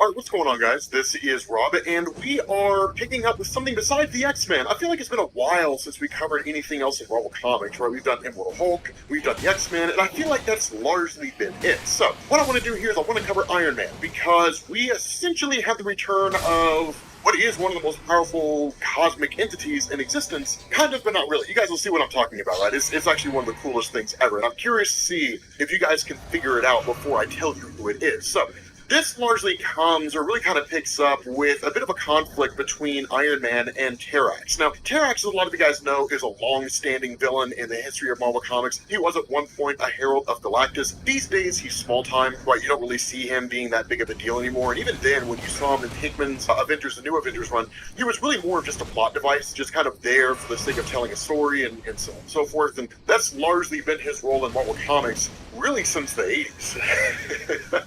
But Terrax is taken on quite readily. But one of the things that we end up learning here is that Tony Stark has left his own company, Stark Unlimited. Now, this is business as usual. We've seen this happen multiple times over the course of Marvel Comics, but the way that Christopher Cantwell's doing this is really, really cool, right? Christopher Cantwell is the guy who's currently writing Iron Man. I was a little on the fence when I heard he was taking it over. I do not regret reading it. His writing is amazing. He's really, really cool with this. But one of the things that happens is he ends up getting a kind of $65 billion severance package, which is nice. And then from there, like in his fight with Terrax, he ends up like destroying a Sabbath, right? And then, of course, he gets a whole bunch of flack and a whole bunch of heat on social media. Now, one of the things that any YouTuber will tell you, or social media influencer will tell you, is take what people say on social media with a grain of salt. Social media is an answer to the question, what happens when people can say what they want without consequences? And social media will basically show you what people are really like, right? So it's kind of interesting. At the end of the day, Tony Stark seems to kind of get caught up in social media to a degree. But one of the things that he's also kind of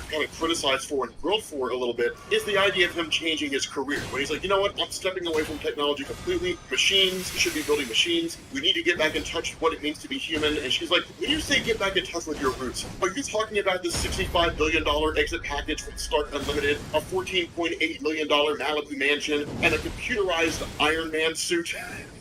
That's as dangerous as a thermonuclear weapon. Is that getting back to your roots? Is that what you're referring to? Because if you're talking about becoming an average man, they don't have any of that.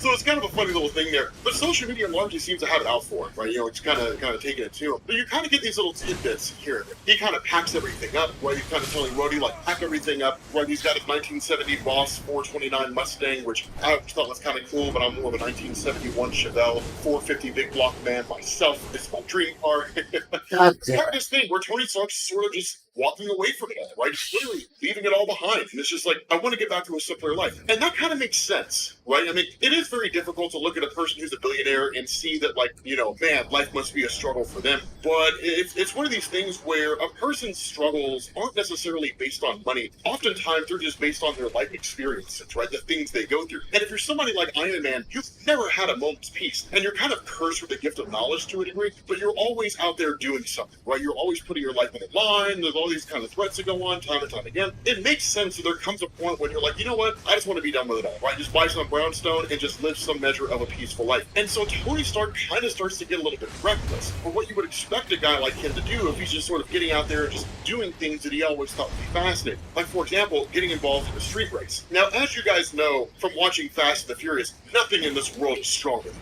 family. Not even Galactus. Family can beat Galactus. Family can beat cosmic entities. Thanos would have been defeated with the Infinity Stones and the Infinity Gauntlet had family stepped in. But Tony Stark kind of getting involved in these street races and so on, he's just kind of being reckless. I mean, to a degree, like he puts like $5,000 on the line just to get involved in a race with this guy. But while all this is happening, small little things are taking place, right? Small little moments are going on behind the scenes. Robberies, break-ins. And normally, Tony Stark would never really concern himself with this. But then we get the appearance of a relatively interesting character, right? He kind of tweets out that he's holding kind of a get-together with some old friends. And he ends up being met with the arrival of Patsy Walker, Hellcat. Now, Patsy Walker was a huge deal back in the day, right? Like back in the 70s and 80s, she was a huge deal. She's really been around for a long, long time in Marvel. But the reality is she's just kind of been small peanuts for a long time. And that's one of the things that I want you guys to know just with what Christopher Campbell's doing here is a lot of these old school small-time guys, he's bringing it back, right? He's bringing back a lot of these old school small-time characters. And it's kind of interesting because the relationship between Patsy Walker and Iron Man is such that they had a kind of romantic interest at one point, a bit of fling, but there's history there. But in the middle of them talking and having this conversation, suddenly he's met by the arrival of a guy named Fuller Teilhard. I think is how you pronounce it. That's how I pronounce it. Or Teilhard, whatever. This guy basically has this business proposition. Now, this is almost kind of a shot for shot of Iron Man 3 when you had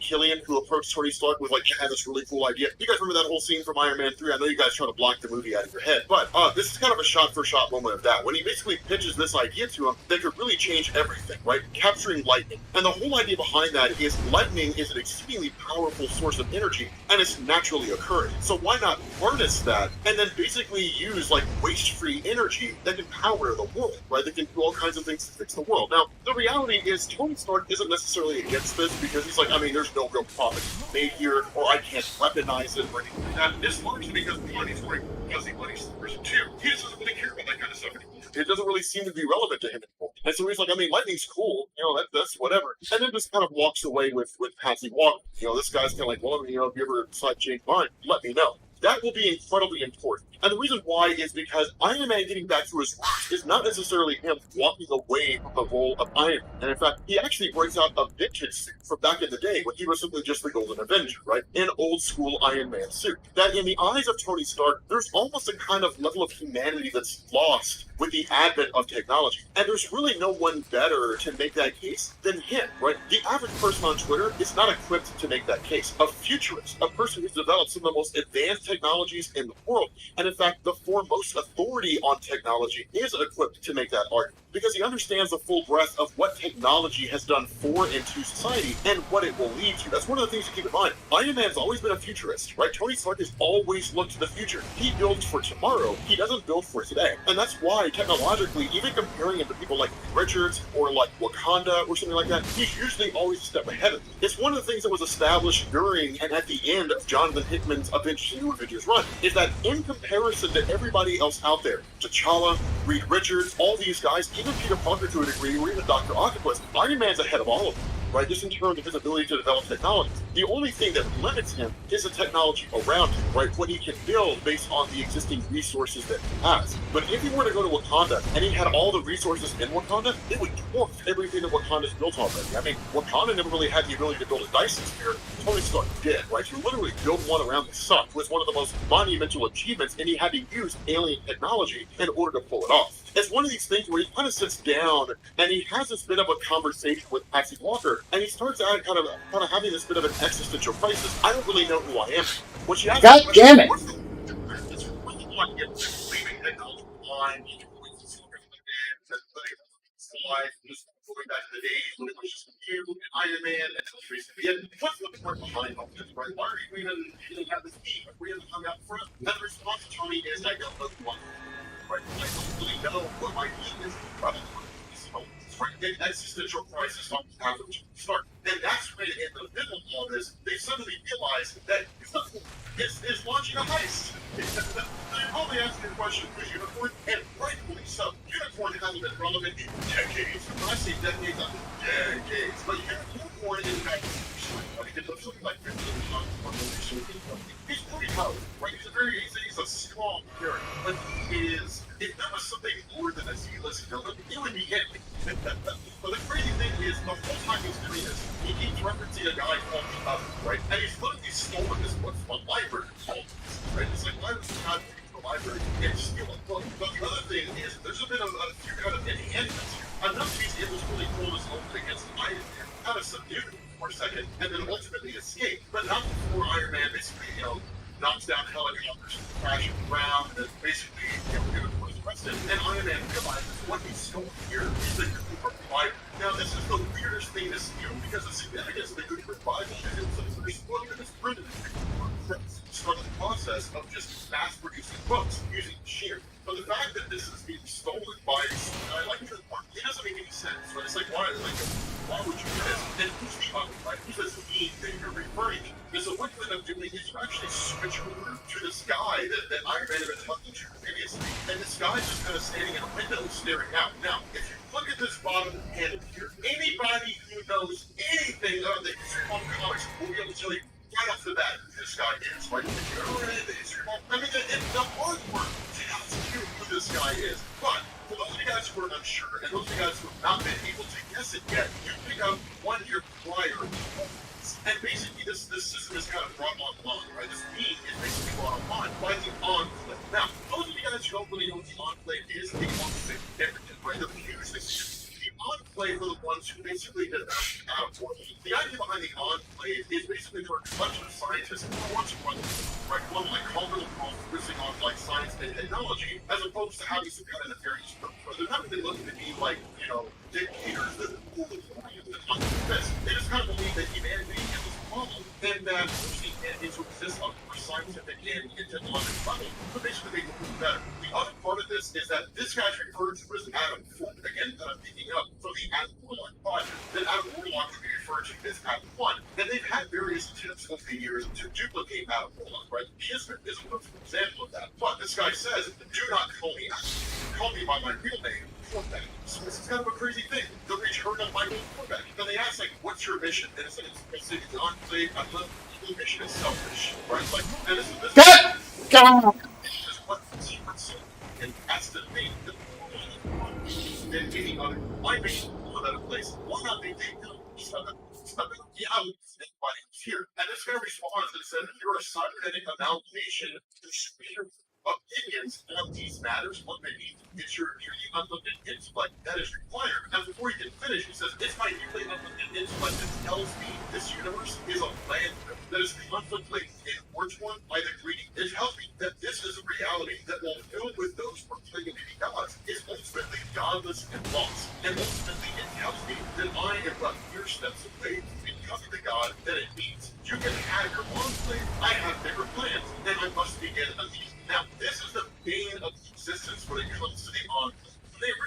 out of Warlock, they had to fly in Anisha Masters to find Rose from Ben Grimm because the light emitting from that Warlock was too bright for them to see, and they had to know their experience for success. But almost immediately after Adam Warlock departs, he turned against the unplayed Warlock's unplanned as before, and then everything kidnapped Civ and tried.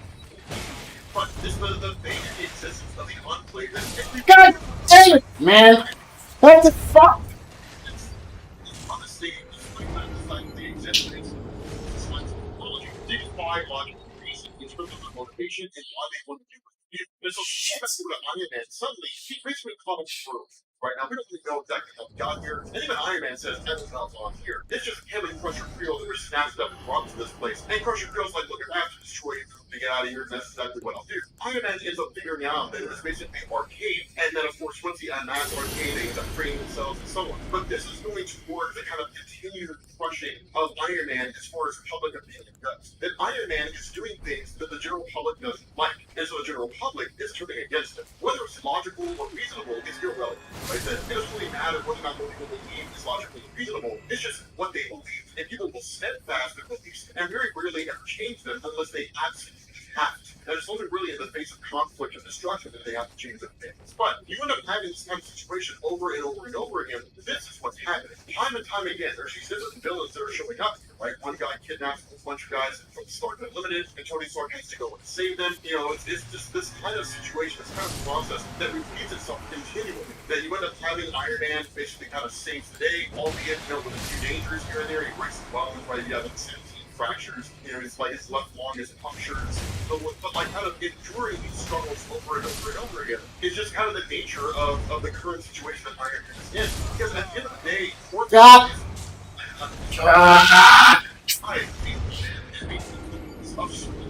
now the question is why? Because the next thing is Iron Man faces off against the Melter, and the Melter just like melts his car. And it's a weird thing, but it's almost like these guys are kind of playing games with him, shooting up his head, you know, just kind of appearing out of nowhere, just kind of on stuff. You would normally never see Iron Man engage in a conflict like this with these small-time guys, but for some reason or another, they're all being brought together by Korvac for the purpose of facing off against Iron Man. Not like Michael Korvac, and you know, as you originally heard, he was basically a lazy guy, right, existing in a future that was ruled by the Doom. Instead, like, he's more or less been kind of either recreated, manufactured, whatever, and is just kind of going on this new schemes that make sense to himself, and just basically seeing God with. And that's what he tells Tony Stark, that ultimately we find out that Tony Stark backed the experiment of this guy, not knowing it was Korvac. And in doing that, this entire process plays out the way this guy intended it to, where essentially he kind of invites Iron Man here, Iron Man's like, okay, I'll listen to my investment bought me, and then as soon as that goes on, he's immediately hit by lightning,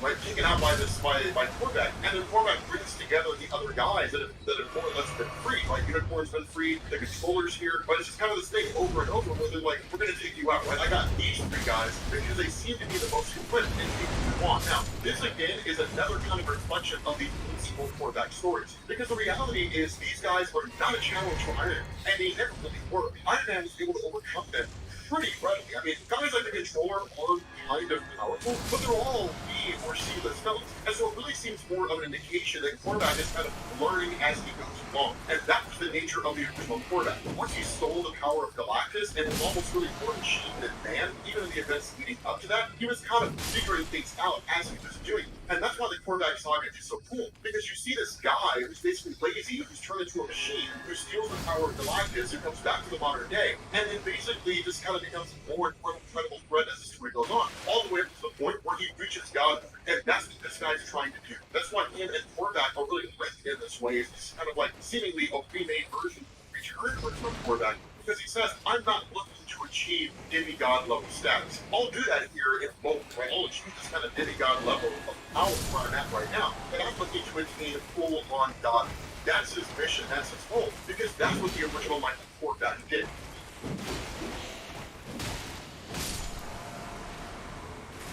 What's going on, guys? This is Rob, and we are back with Iron Man. Yes, we are. You guys really see the other video that we did where we like focused on Korvac and Return of Michael Korvac. comics, which admittedly is pretty awesome. But coming out of the last video that we did, right, you had basically Patsy Walker and Iron Man who were taken out by Korvac, and at this point just kind of recovered. But in the midst of all that, you basically have a couple things to go at. The first is that you have these kind of words that are whispered in the ear of Patsy Hellcat, right? Pray to the one for salvation, pray to the one for redemption, pray to the one for benediction. Just kind of these words being whispered in her ear over and over again. And James Rose is also gone missing. Now, for Iron Man himself, a lot of what's going on is kind of backlash because, well, it's not a minute, right? I mean, like, when is Tony Stark ever not screwing up in Marvel Comics? You know what I mean? I feel like ever since the events of Civil War, everybody's got it out for Tony Stark. He's just always making mistakes. But more so than that, Patsy Walker is basically dealing with the aftermath of all this and the fact that she's got fractal burns on her face as a result of the lightning that she was struck by. Now, of course, there's a couple, offers that are made by Stark and so far as saying, maybe Richards might have been scarring or whatever the case is. But the reality is that's not really what's bothering Patsy. What's really bothering her is these voices that are kind of going in her head. Now, one of the things that's kind of hit on here, and one of the things that kind of belongs to the history of her character, is the idea of schizophrenia. It was one of the things that Marvel focused on in an effort to try to beef her up and make her interesting, which is a little weird. But honestly, it didn't work. Patsy Walker is character in Marvel. Nothing against her character personally, it's just that her stories were never really compelling, and so I just never really had an interest in her. At least that's just my take anyway. You might, find it a little intriguing. But one of the other things that's really concerning here for Tony Stark is the nature of Korvac. And it's really one of the things that's kind of hit up here from Vintage 177 back in the day, which was the Korvac saga, right? The idea that Michael Korvac was basically a mature human from like the future of a different universe where they've been doing it, conquered everything, and then in turn, because he was terrible at his job, he was, kind of hooked up to a machine and then basically ended up taking over the power of Galactus, here up to the modern era, and then basically made himself a cosmic entity, right? So, Michael Korvac has a history of being this ridiculously OP character, and in fact, in the Korvac saga, he killed everybody. Like, he brought it back to life, but he killed everybody. And that's one of the things that Patsy Walker hits on, and she's like, look, I kind of get where you're coming from here. He was a cosmic entity, and Tony Stark said, yeah, now he's just kind of an android with this legitimate concern here, right? Because she's like, it was at that point when you guys fought him, he destroyed him. And the only reason you came back is because he brought you back. And that's true. Like literally, Michael Korvac saved the day himself. Just kind of like, no, this isn't really how it's meant to be. And then just set everything back to normal, and then just kind of destroyed himself and wiped himself out of existence. Literally, the bad guy won by all standards of measurement. It's one of the things that made the Korvac saga so significant back in the day. But ultimately, it ended up switching over to James Rose himself, the Outer Barrows of New York. And essentially, he's just kind of being captive by Michael Korvac by way of the Controller himself. The Controller, we've talked about him before over the years in Marvel Comics, the Controller basically has these little control discs that he puts on people, and they basically bend them to swim. The biggest issue with this is that the willpower of James Rose is high, and it's one of the things that's been hit on for years in Marvel Comics. That there's just something about James Rose that kind of makes him a cut above the rest of everybody else. And so while the Controller has 3 discs on this guy, James Rose, while I wouldn't say that he can do whatever he wants to, he's still able to maintain some measure of autonomy, and it shouldn't necessarily be that way. But it's one of these things where he's kind of like, this guy should be completely and totally bent to my control under these discs. But this guy's willpower is nuts. And a lot of that comes from James Rose's own personal experiences, as well as having been Iron Man, fought alongside Tony Stark, faced off against some very heavy hitters, some of which have the ability of telepathy, which really to dominate the wills of others. And so over these years, he's developed a kind of conditioning, even if not outright mental blocks, that basically make it very, very difficult for a person out there to dominate his will or to subjugate it. And that's why, while he's not able to completely resist the powers of the Controller, he's able to put up one hell of a fight, if we're being honest with ourselves. And so at the end of the day, it's one of these things where Korvac having this kind of conversation with him is really more of, in the end, you will lose my will. And even if you don't, it won't matter, because once I've reached where I need to go, at the end of the day, I'm going to be able to conquer the universe anyway. So it doesn't matter whether you agree with me, because in the end, I will rule everything, right? I will control it all. And so where you end up having here, at least a kind of goal of course, is that in his current form, he doesn't have the power to leave Earth and reach his final destination, which is actually the ship of Tattoo, of Galactus' ship. What he needs is a kind of competence. He needs the ability to have the power to leave the Earth and then storm Galactus' ship. And so what he's done is he's hooked himself up to what is essentially a giant power supply that will allow him to tap into the city and then draining the entire electrical source of the city itself end to end. And while that may not seem like the most significant thing, remember, one of the things to understand is that Korvac is by far the chief. And so this is that a machine that controls an electrical grid or can tap into an electrical grid can kind of expand that to its limitless potential. And that's exactly what happens. That once he's hooked up and once he absorbs the city's electrical power into himself, then now when everything goes down, right, the whole ship goes down, then with Patsy Walker kind of hearing these words of Michael Korvac whispering in her ear, she picks up on the idea that he's pursuing Tattoo. And that's when Iron Man really begins to freak. Because he's like, wait a minute, did you say Tattoo? And she's like, yeah. And he's like, that's Galactus' world ship. Like, oh my god. So like with the power going down, that's when he realizes Korvac's tapping into the power grid. And basically following this, he can control all the electrons on Earth. Like he gets complete control of the entire world's electrical grid. Now this is not the most important thing in the world, but it's a significant thing. Because it's like having the abilities of Storm. When with Storm, she can control the weather on any world she's on. With Michael Korvac, it's the exact same thing now. Being able to manipulate the electric particles that exist out there, or electrons, being able to manipulate those on Earth, is being able to manipulate those anywhere else. This is more or less akin to like when Neo in the Matrix was downloading knowledge of Kung Fu into his body. Now that Korvac can do it here, he can do it anywhere, which includes Galactus' ship. And so that's the idea, is to get there, and then because Oh shit! intro to take over the ship itself. It's basically what he had when he first took over and downloaded the Galactus ship. They gave himself the power cost. And so ultimately you end up having Iron Man go visit. Well, then you guys might recall how Hellcat is this street racer that Iron Man faced off against. He was just going crazy and spending money like a wild man. But Hellcat is one of these guys who, of course, one, is deaf, therefore he uses sign language. But two, because of the fact that he is kind of an underground guy insofar as illegal street racing, tapping into the underworld, kind of passing information back and forth, he's the closest Iron Man has to an actual like underworld team. What he needs is something a little more complex. The problem with this is he can't just sound the alarm to everyone. Like he can't go out to like the X-Men, he can't go to the Fantastic Four, he can't go to the Avengers, because the condition of what it is that Michael Korvac is doing is, if you tell anybody what's going on, I will kill James Trucks. Having to basically go under and see Tony Stark having to operate without the help of like Avengers who will easily save the day. It's cool because it forces the story to be written away where it focuses on Iron Man in the capacity that you can see. The problem is that it's of all this, a way in is a way out. And Patsy Walker can look here like that, but before that can control Patsy Walker. And that's what happens. He basically takes over the body of Patsy.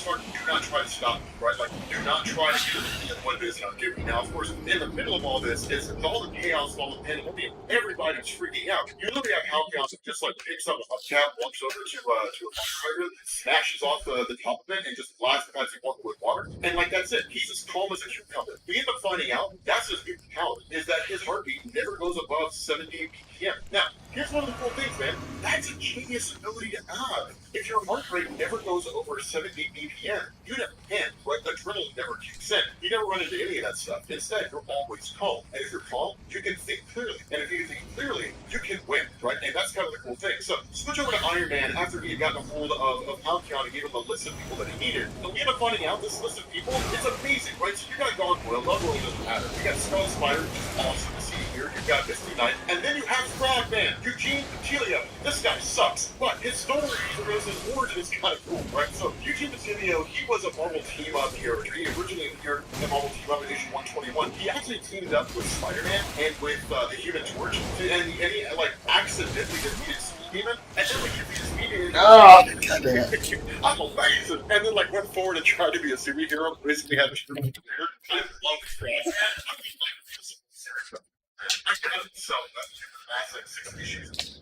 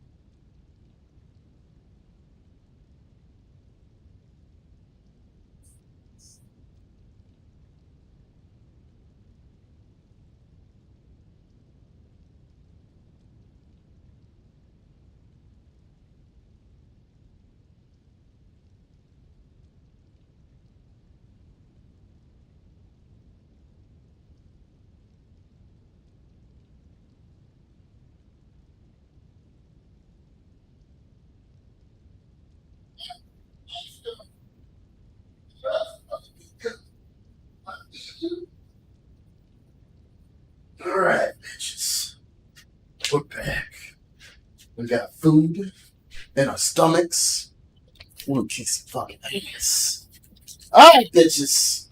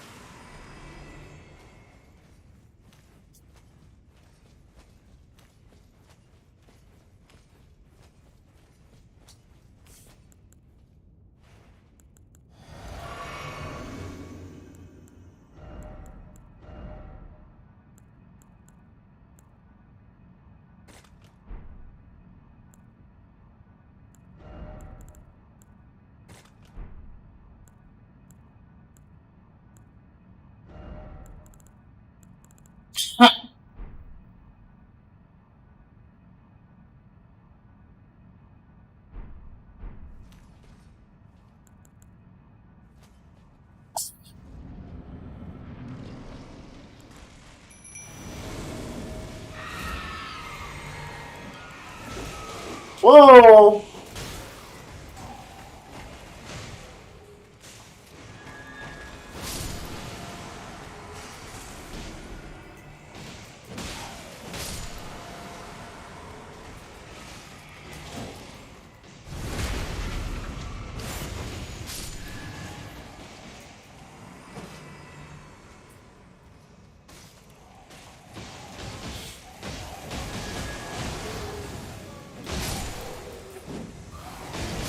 Bitch! Twin save sorcerer actions. Oh my god. Hell yeah, bro.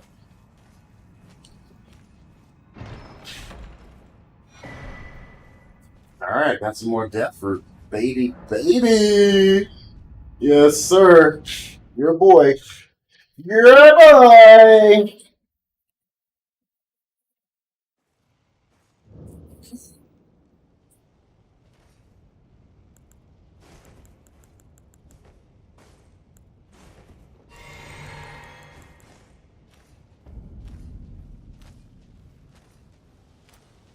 Ugh.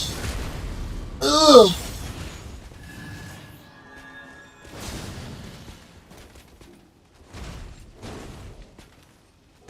Shit. Ah! Oh. Oh. Beep.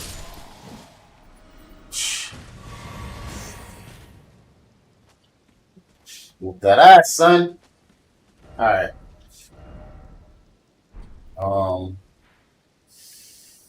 Well.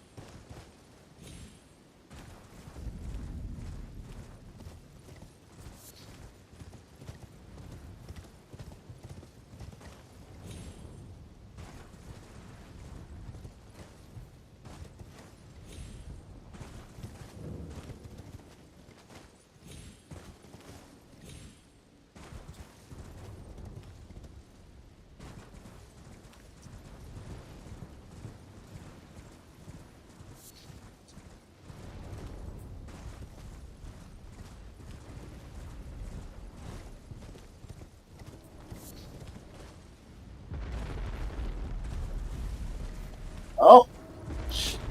Oh, shit. Alright. That's it's a big boy.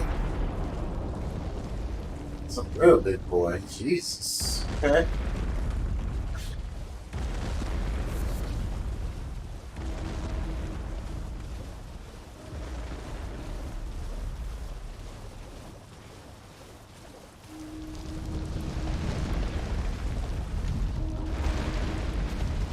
Oh my god! Ah! Fuck!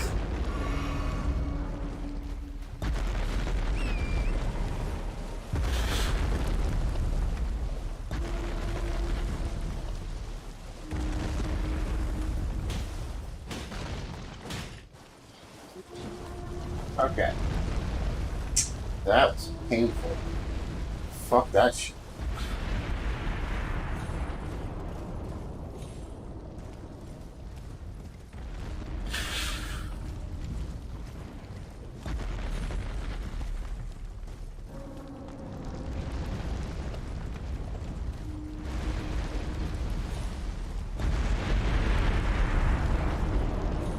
Damn it.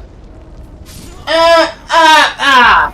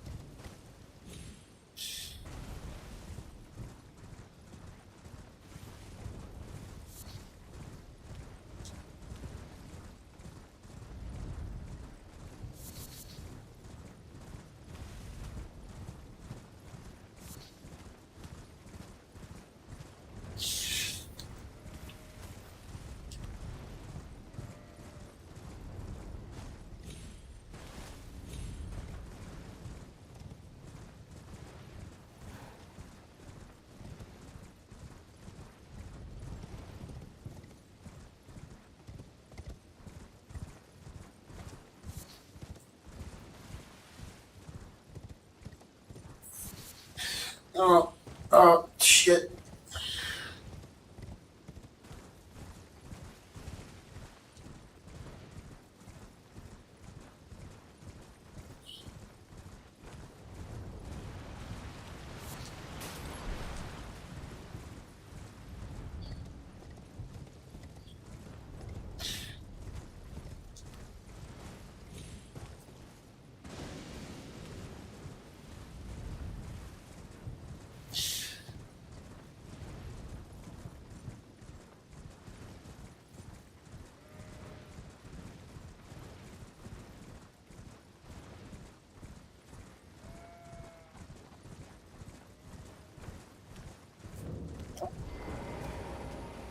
Your Tarnis, I welcome. I am Muriel.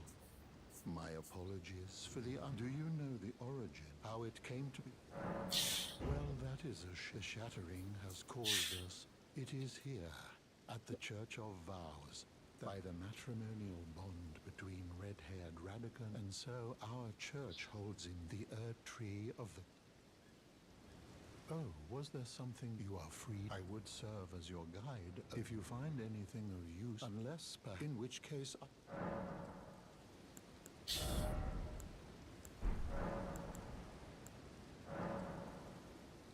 Oh, what have very well, that heresy is not native to the world. All things can... Oh, what have very well, heresy, all thing. Oh, what have very well, heresy, all thing. You wish to know Lord Radigan came to soon repent, however. When Godfrey Radigan left Renala to return to the Erdtree capital, taking the title, the mystery as to why Lord Radigan would, and moreover, why a mere You wish to know more? She is queen, head of the Karian royal family, the great and beautiful. Sadly, her heart was, and then, when the Academy rebelled against the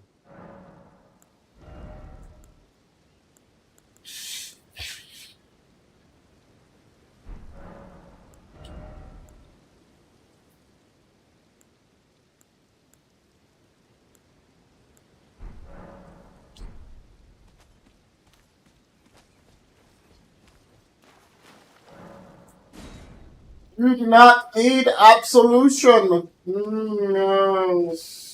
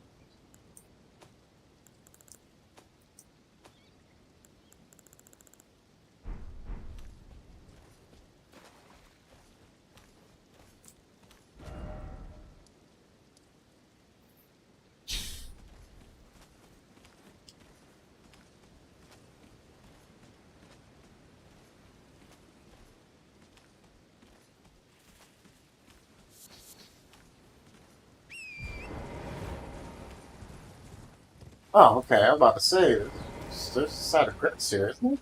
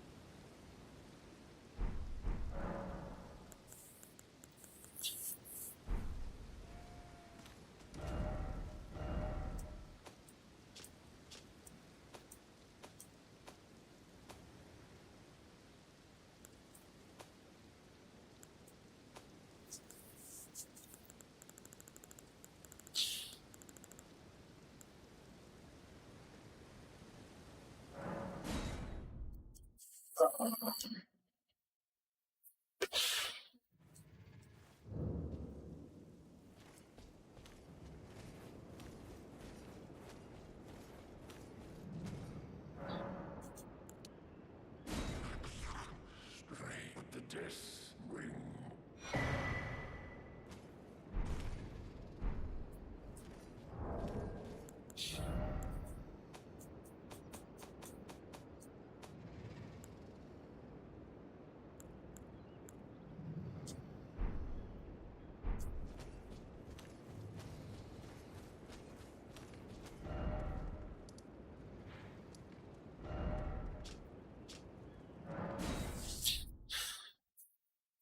Table of Lost Grace.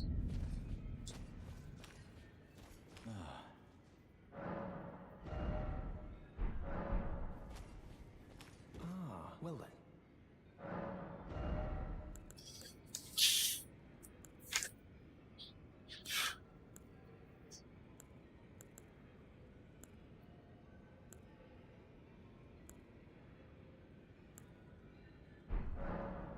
May the Golden Order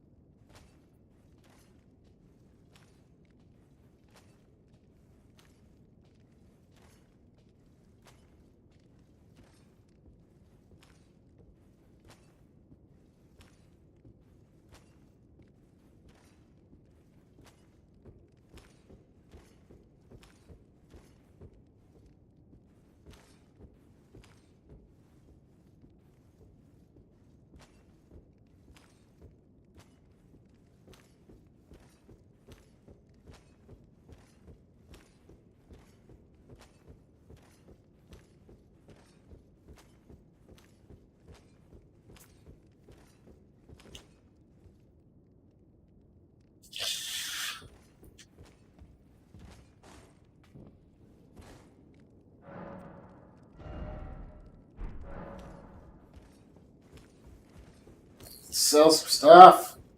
Man, I'm Indian. Right. So, stop making rooms. Well, I took you no matter. Lay out your own. So, thank you.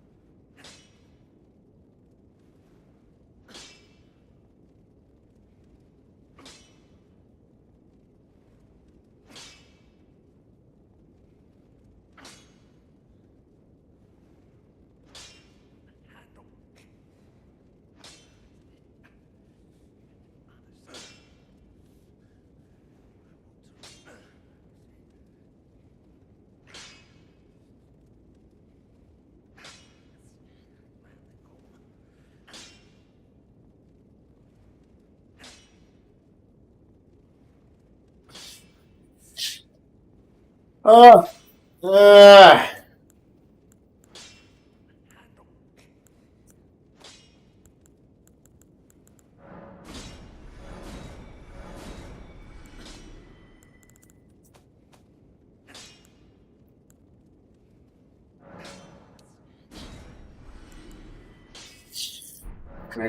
Not really much, but that's okay. Greetings. Are you here? Yes, I am. I feel like I'm really. I can see. I can under. Master Hugh. Once again, I'm pleased.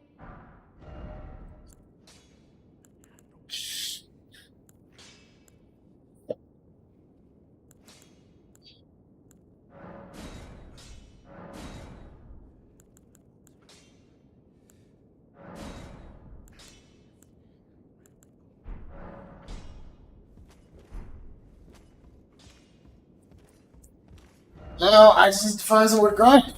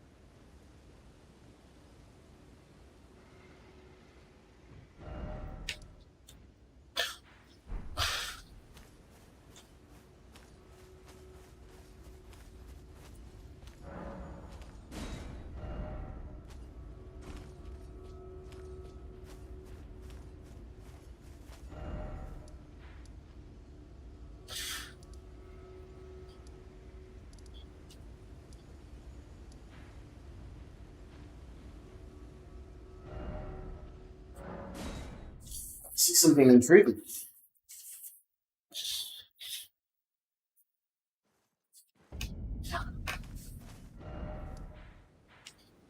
What is that?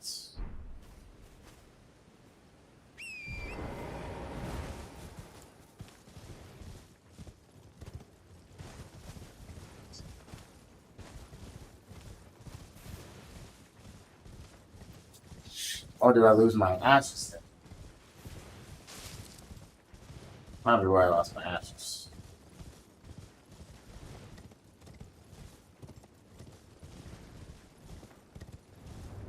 Oh! Get. How do I get down there?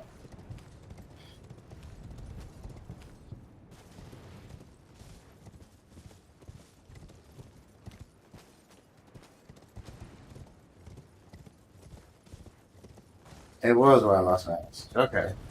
Cool.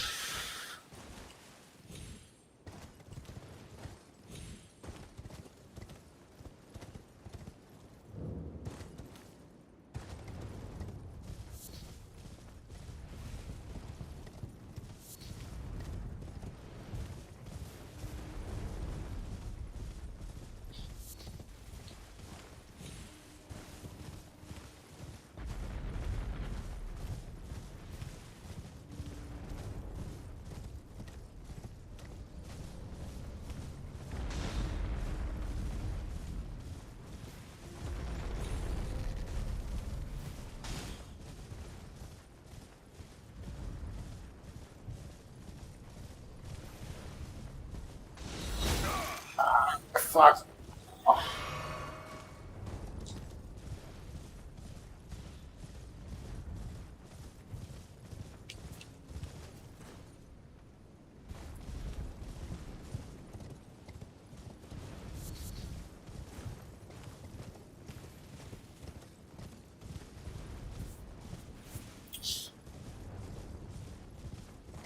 There we go. That's what I'm looking for. There we go.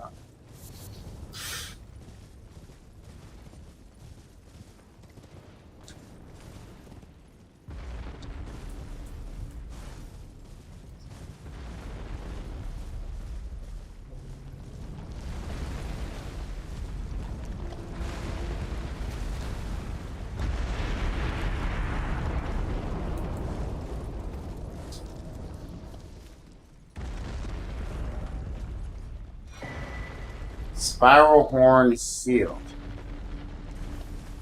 Huh. Let's check it out. Okay.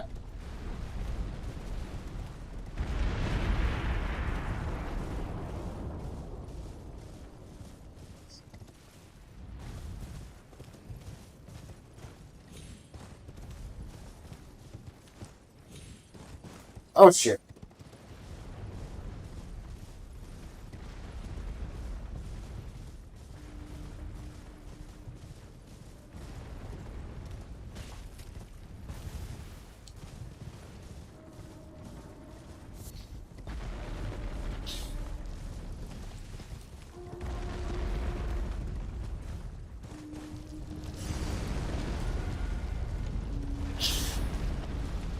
Oh! There's some race here.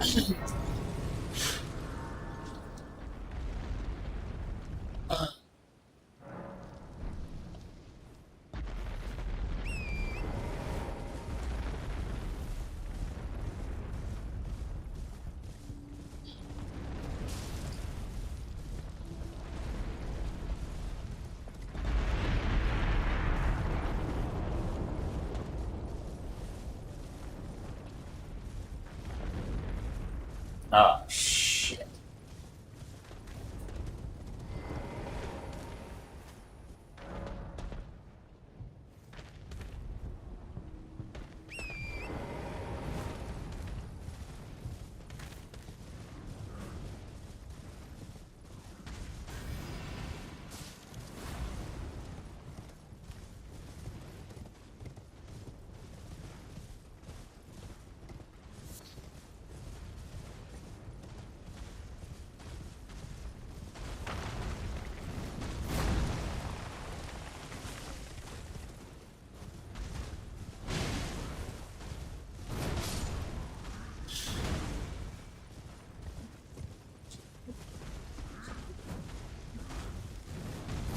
Oh shit! Run!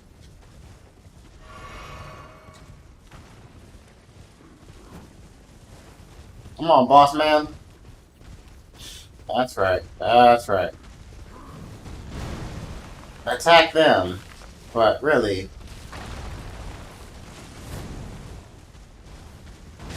There we go. Mm-hmm. Yep. Yep. Yep. Yep.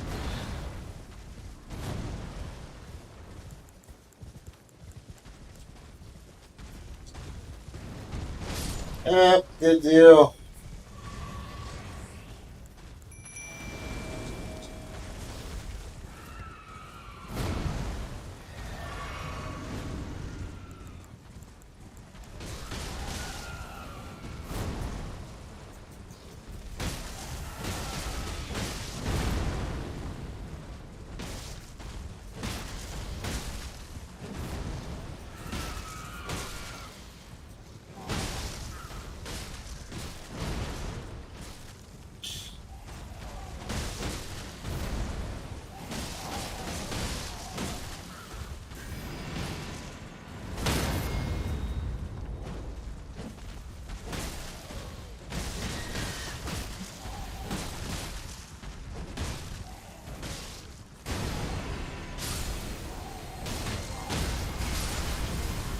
Oh my god! Oh my god! Ah! You bitch.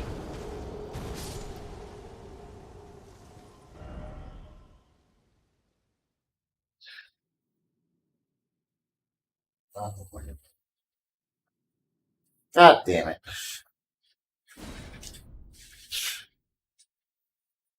Fuck that boss. For that bullshit. Oh, I'm so upset.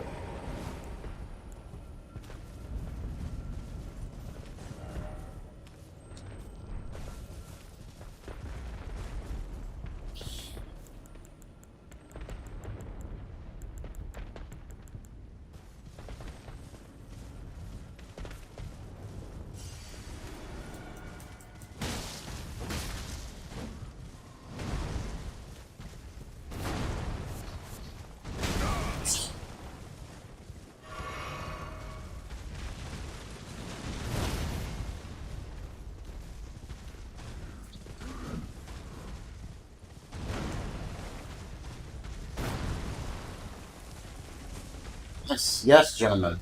Come. Come to me. Come to me and die. Mm-hmm. Yes. Mech, mech, mech, mech, mech, mech, mech, mech, mech, mech, mech.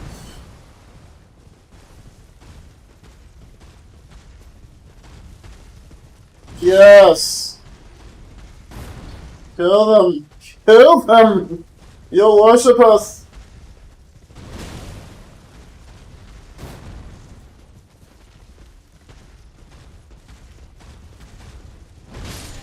There we go.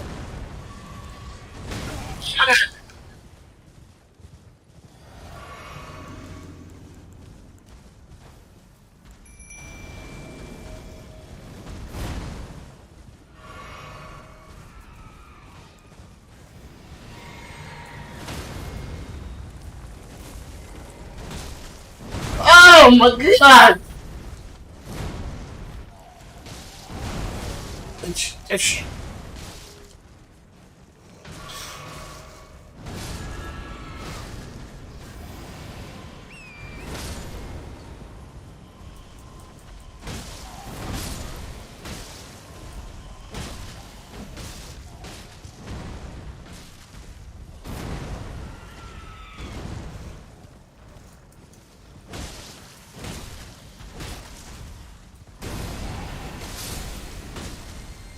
No, no, no, no, no, no, no, no, no, no, no, no.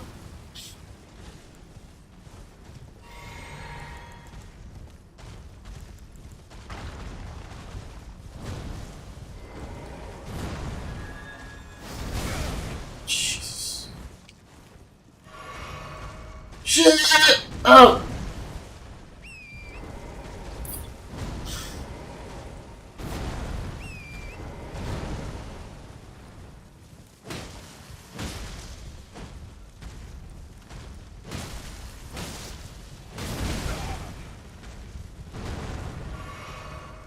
God damn it.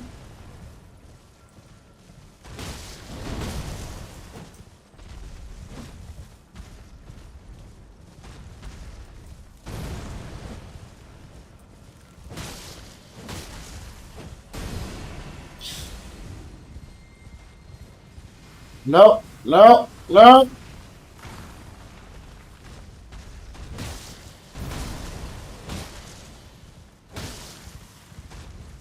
Huh.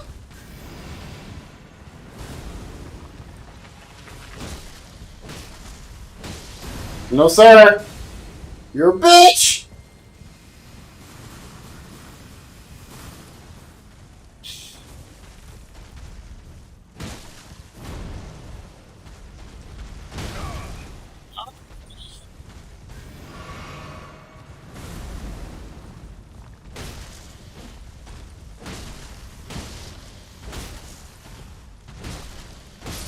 I win, motherfucker.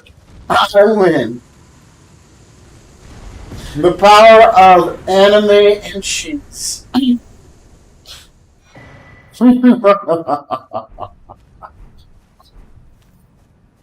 Yes.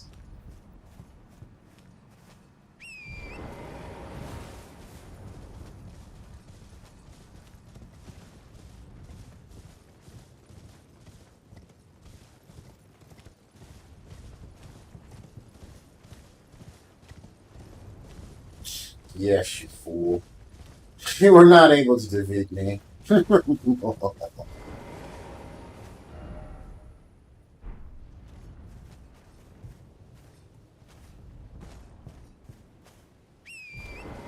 know what? That felt pretty goddamn good.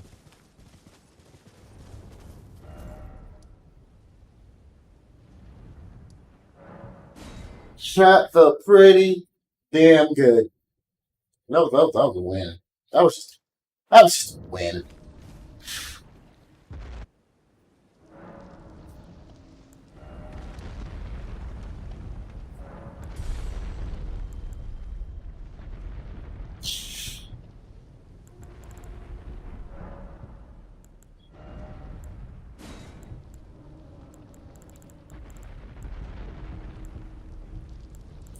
Fires of Sin. That's just fucking sexy.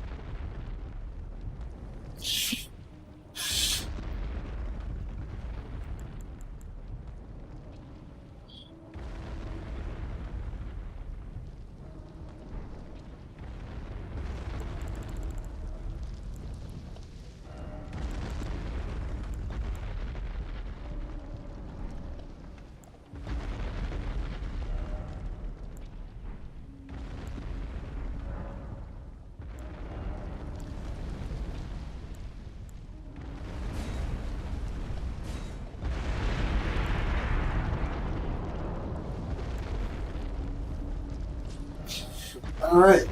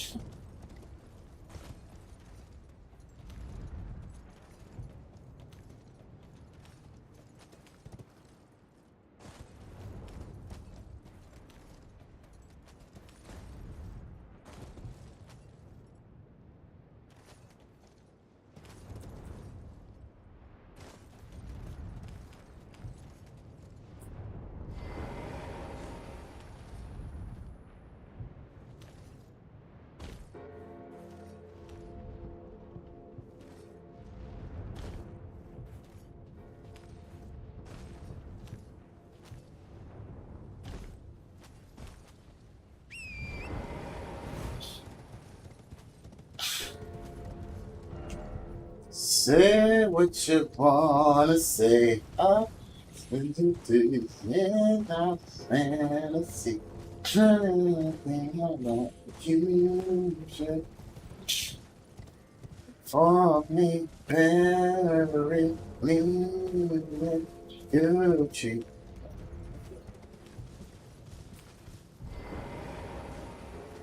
You're. Oh, what a pit. Without even before. To find. I don't know what you're trying to tell me, but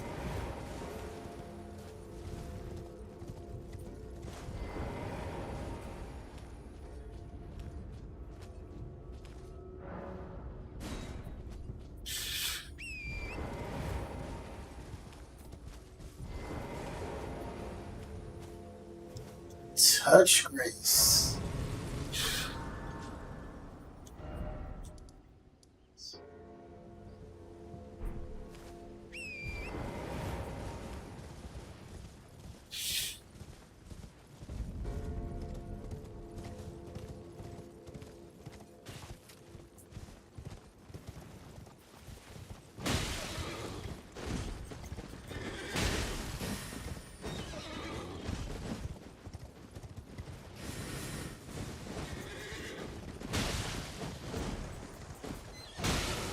Oh my goodness.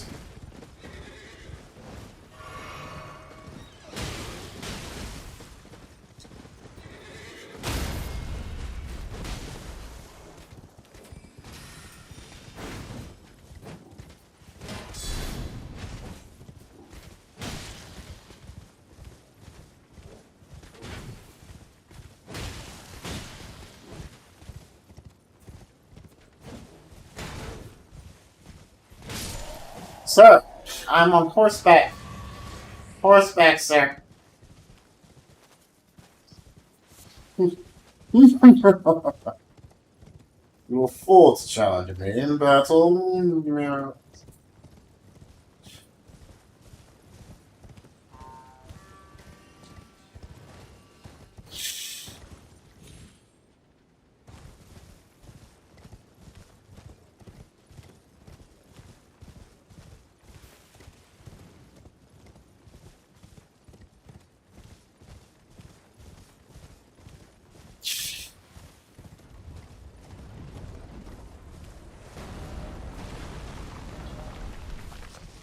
Whoa, what the fuck? Oh, shit!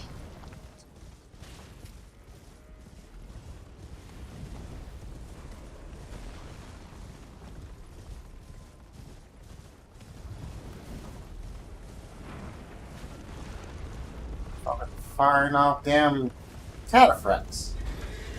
I was wondering what the hell was hitting me. What up, boys? Sons of bitches.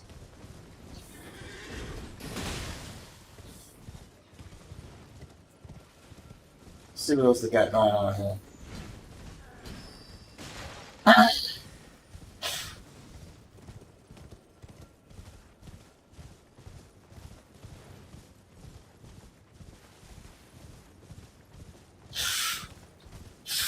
Knights that can use magic on horseback. What a cavalry. But what is this?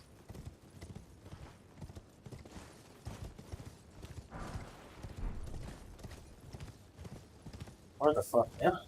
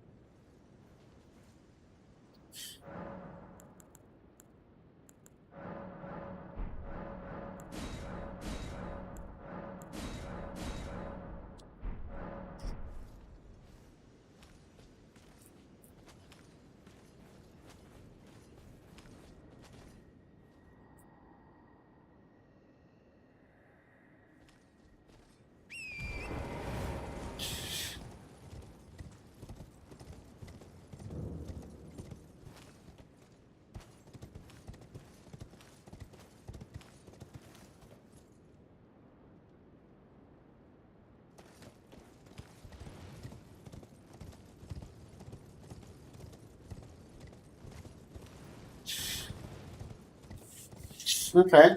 Okay. I don't know the do yet. It's cool though.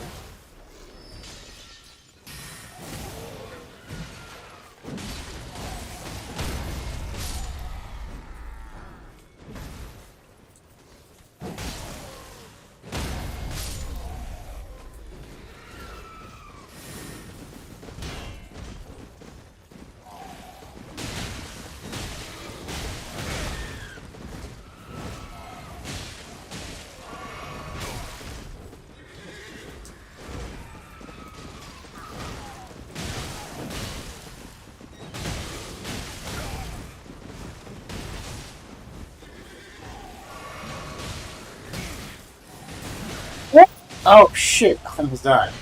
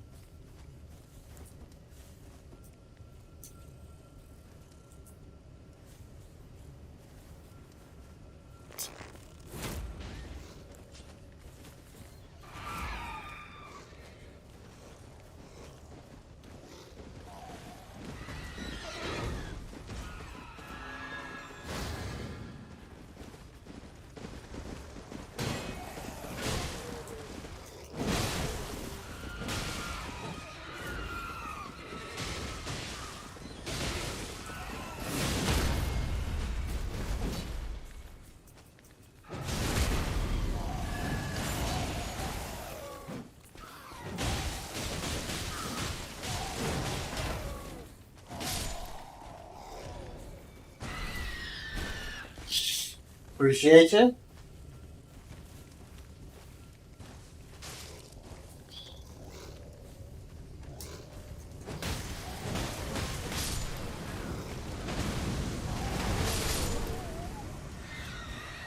What the fuck?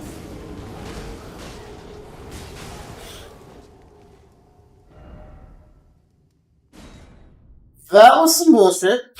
Can I just say that? Some BS. Some BS there. Oh.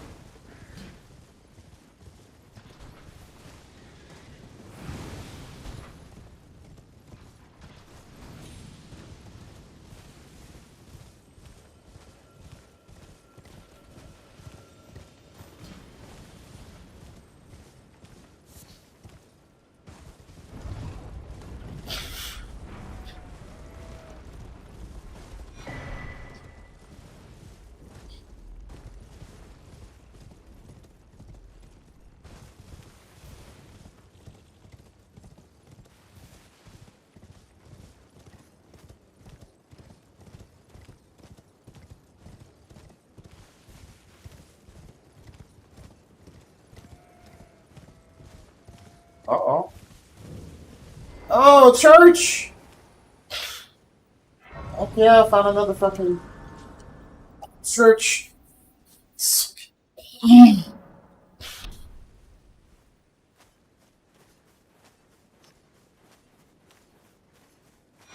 Oh, even better. Sick tier.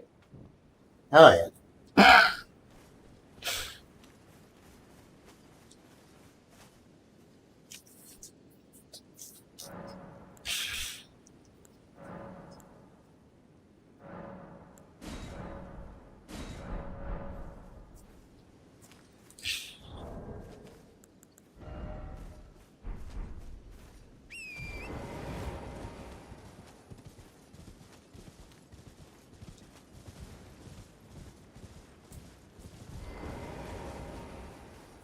What do you need? I don't want any trouble.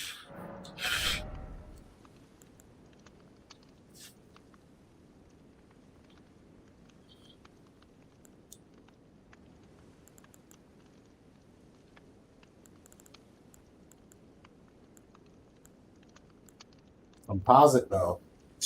Oh shit.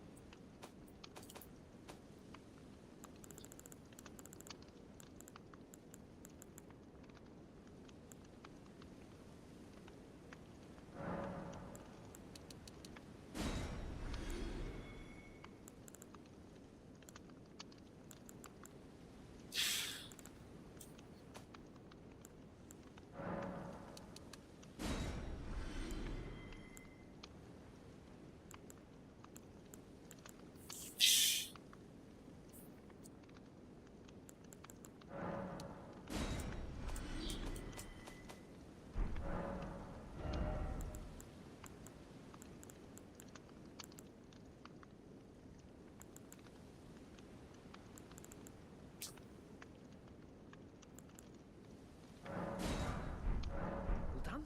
Well, be on your way then.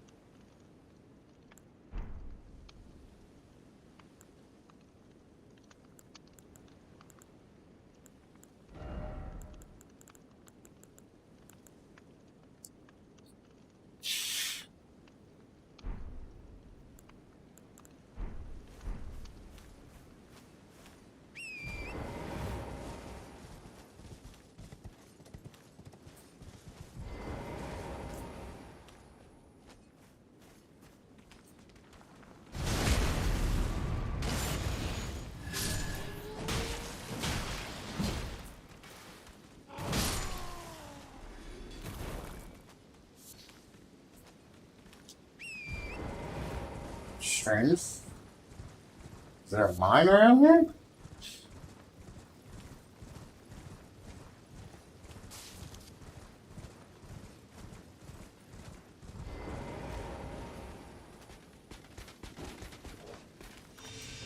Sir!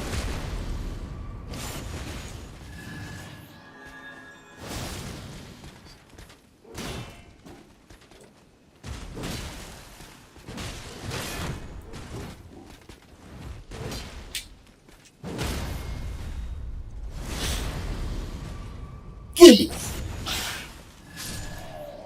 That's good.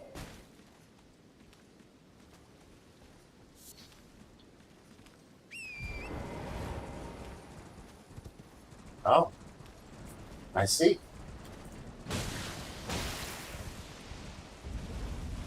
Warnio. What? Really?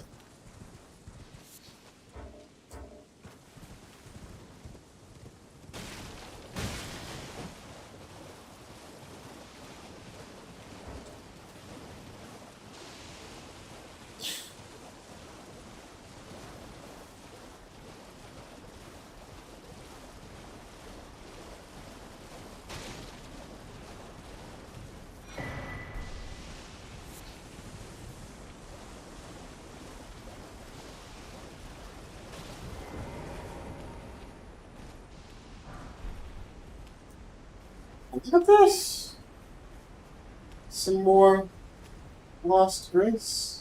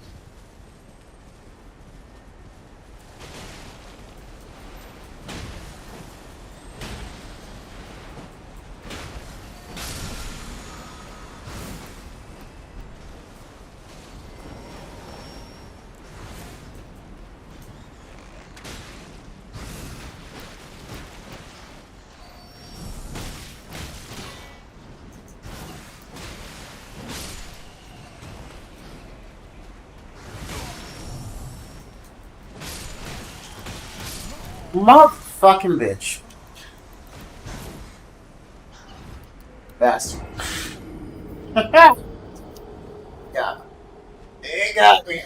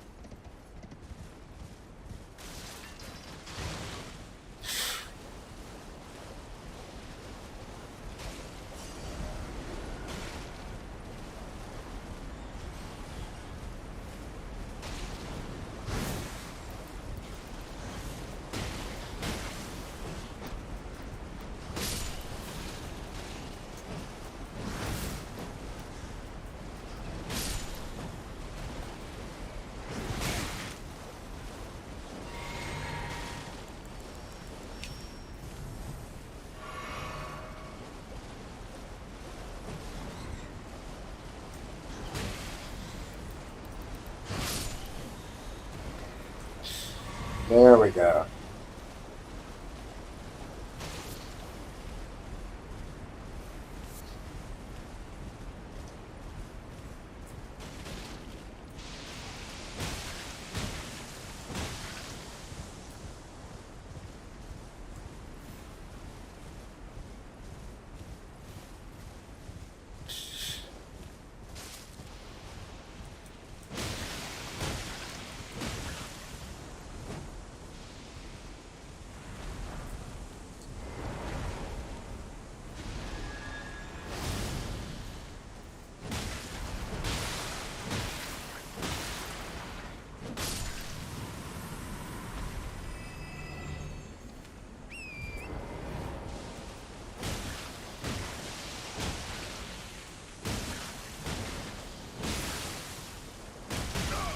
Oh shit!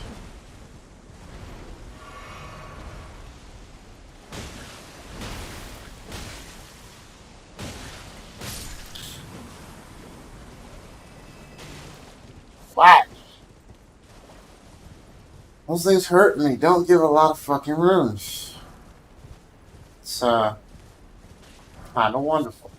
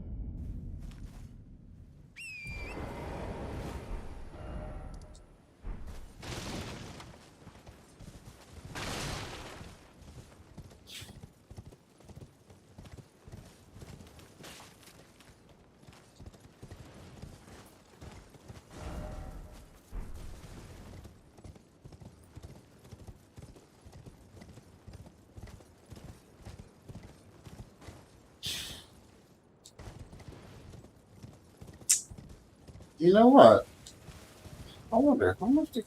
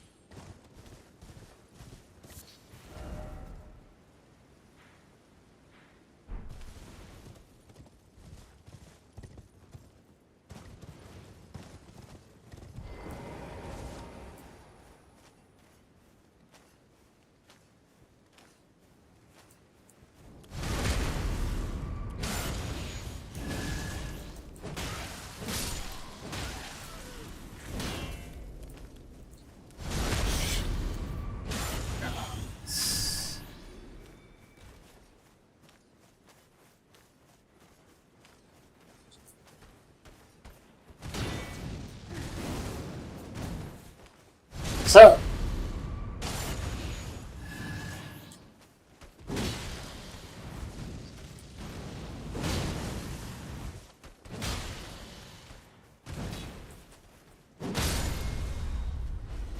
Sarah.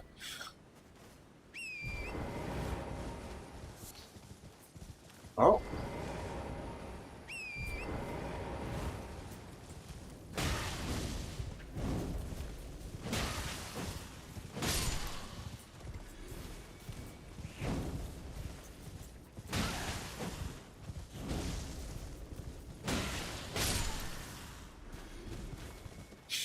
I love killing these fire priests, man. It's so easy.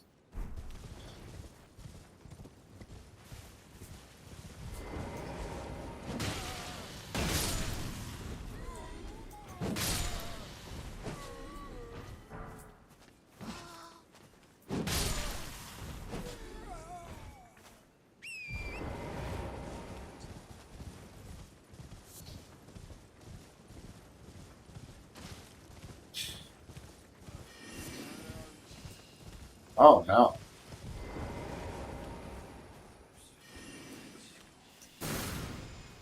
Oh, you teleporting motherfucker, you. Bitch! Ask me.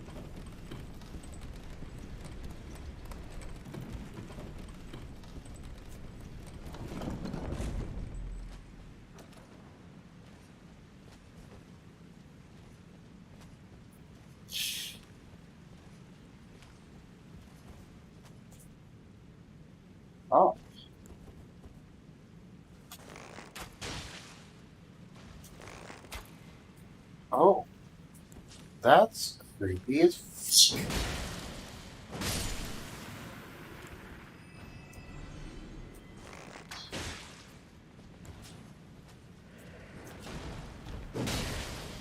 Sirs. Oh. Oh. Oh no. Oh no, no, no.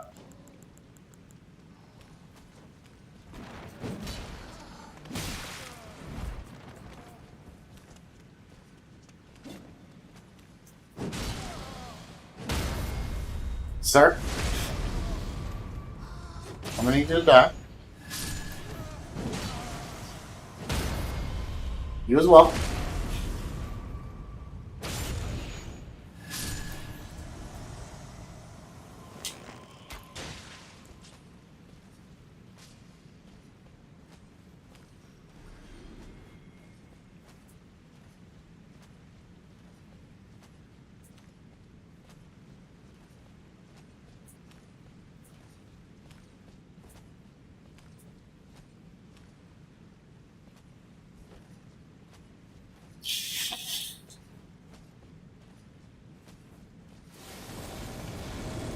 Oh shit.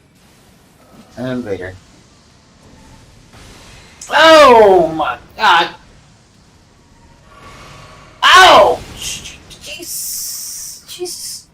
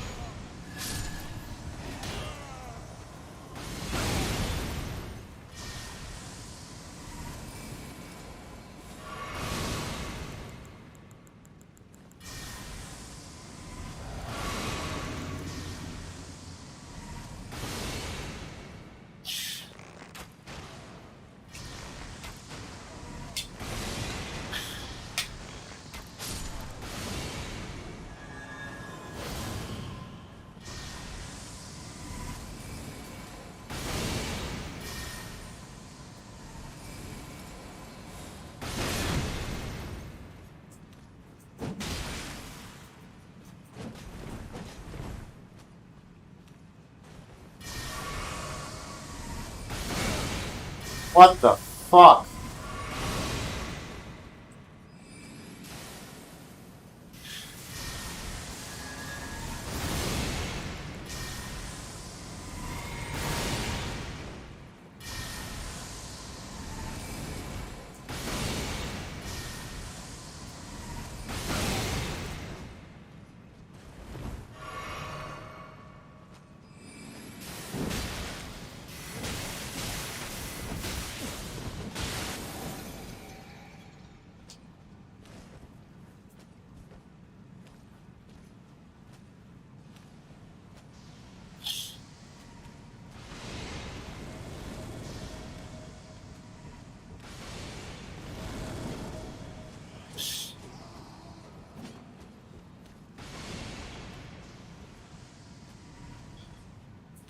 Great.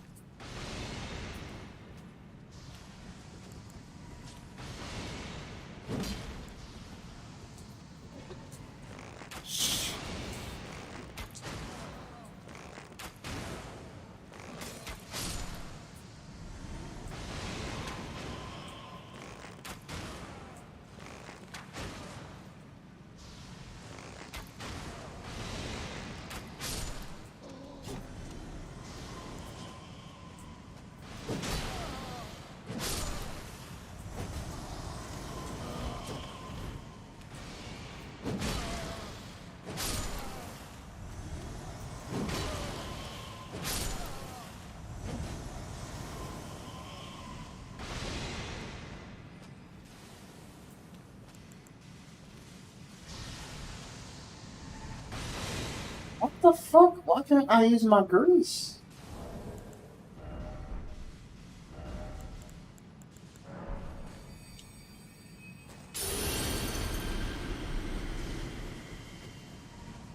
Come on.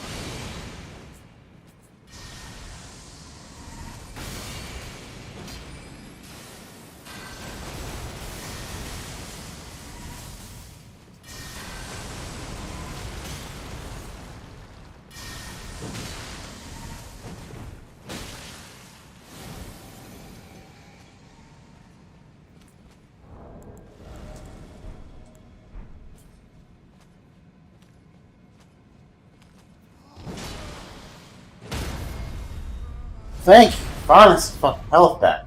Nice.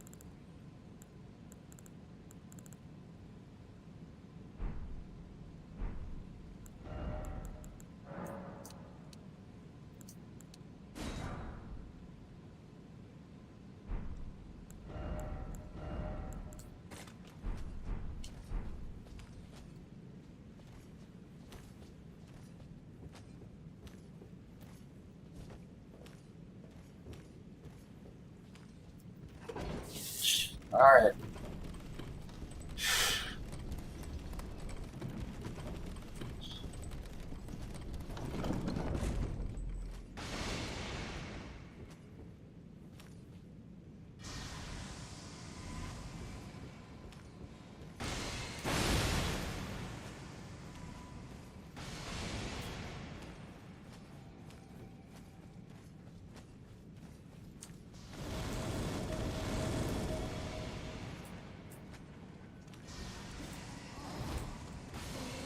Oh shit.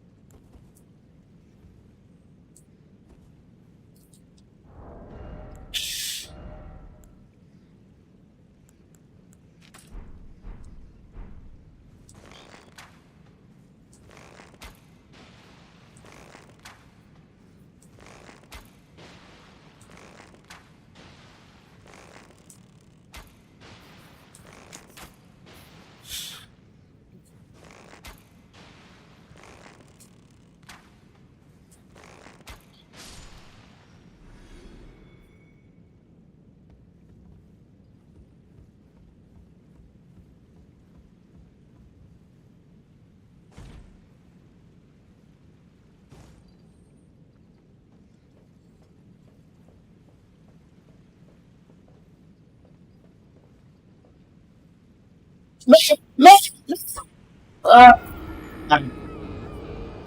motherfucking bitch.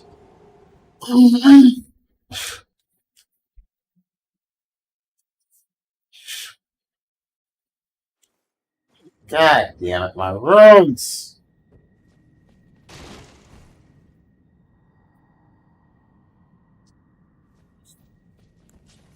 Fuck.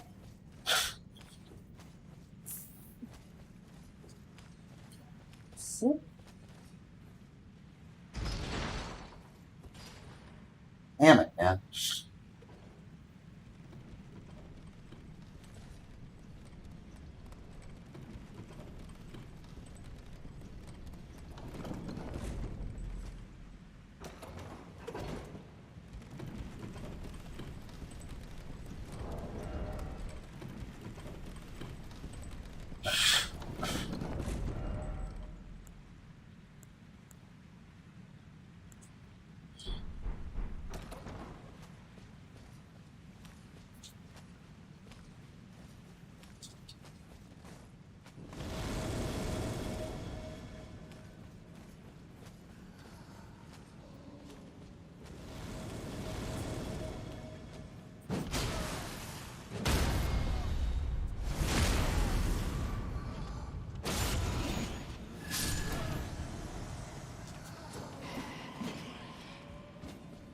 Fuck, man.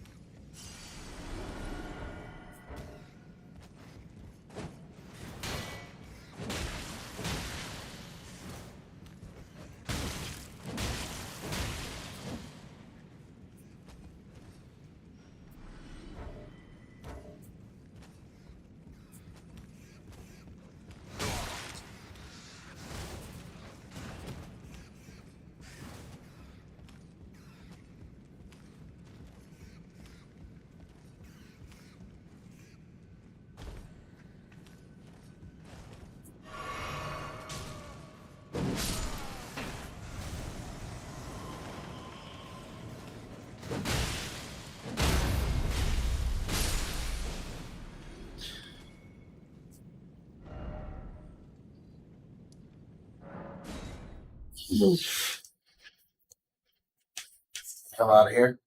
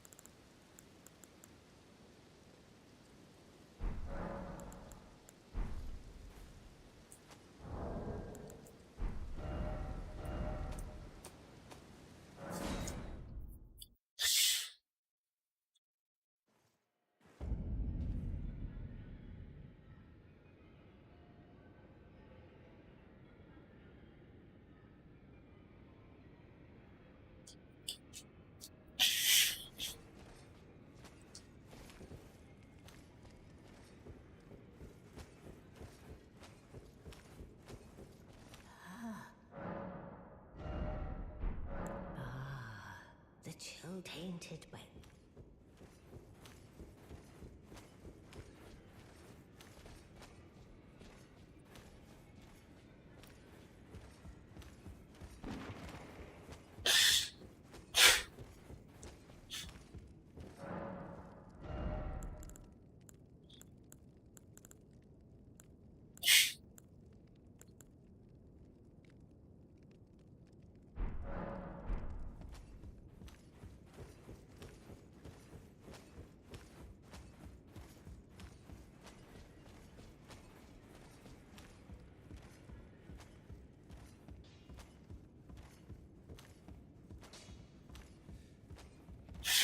I took you no match. Lay out your arms.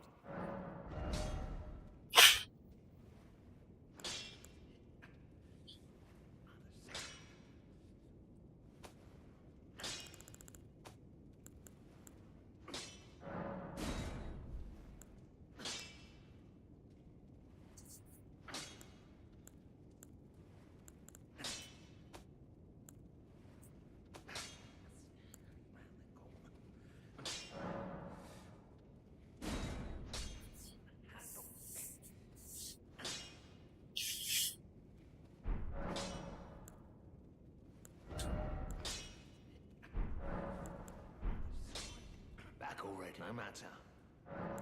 The girl has ever time and technique. It's good to see an imprisoned monster at times has preserved gone soft.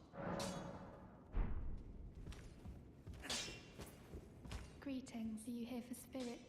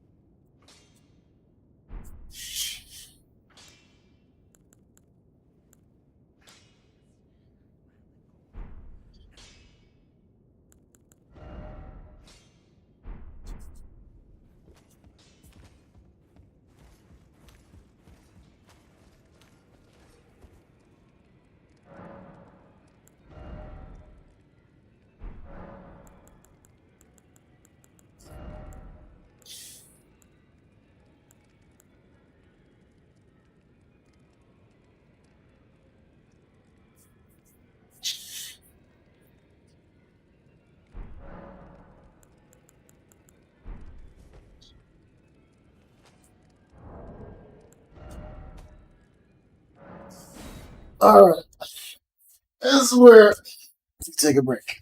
Thanks for tuning in, everybody. See you dudes later.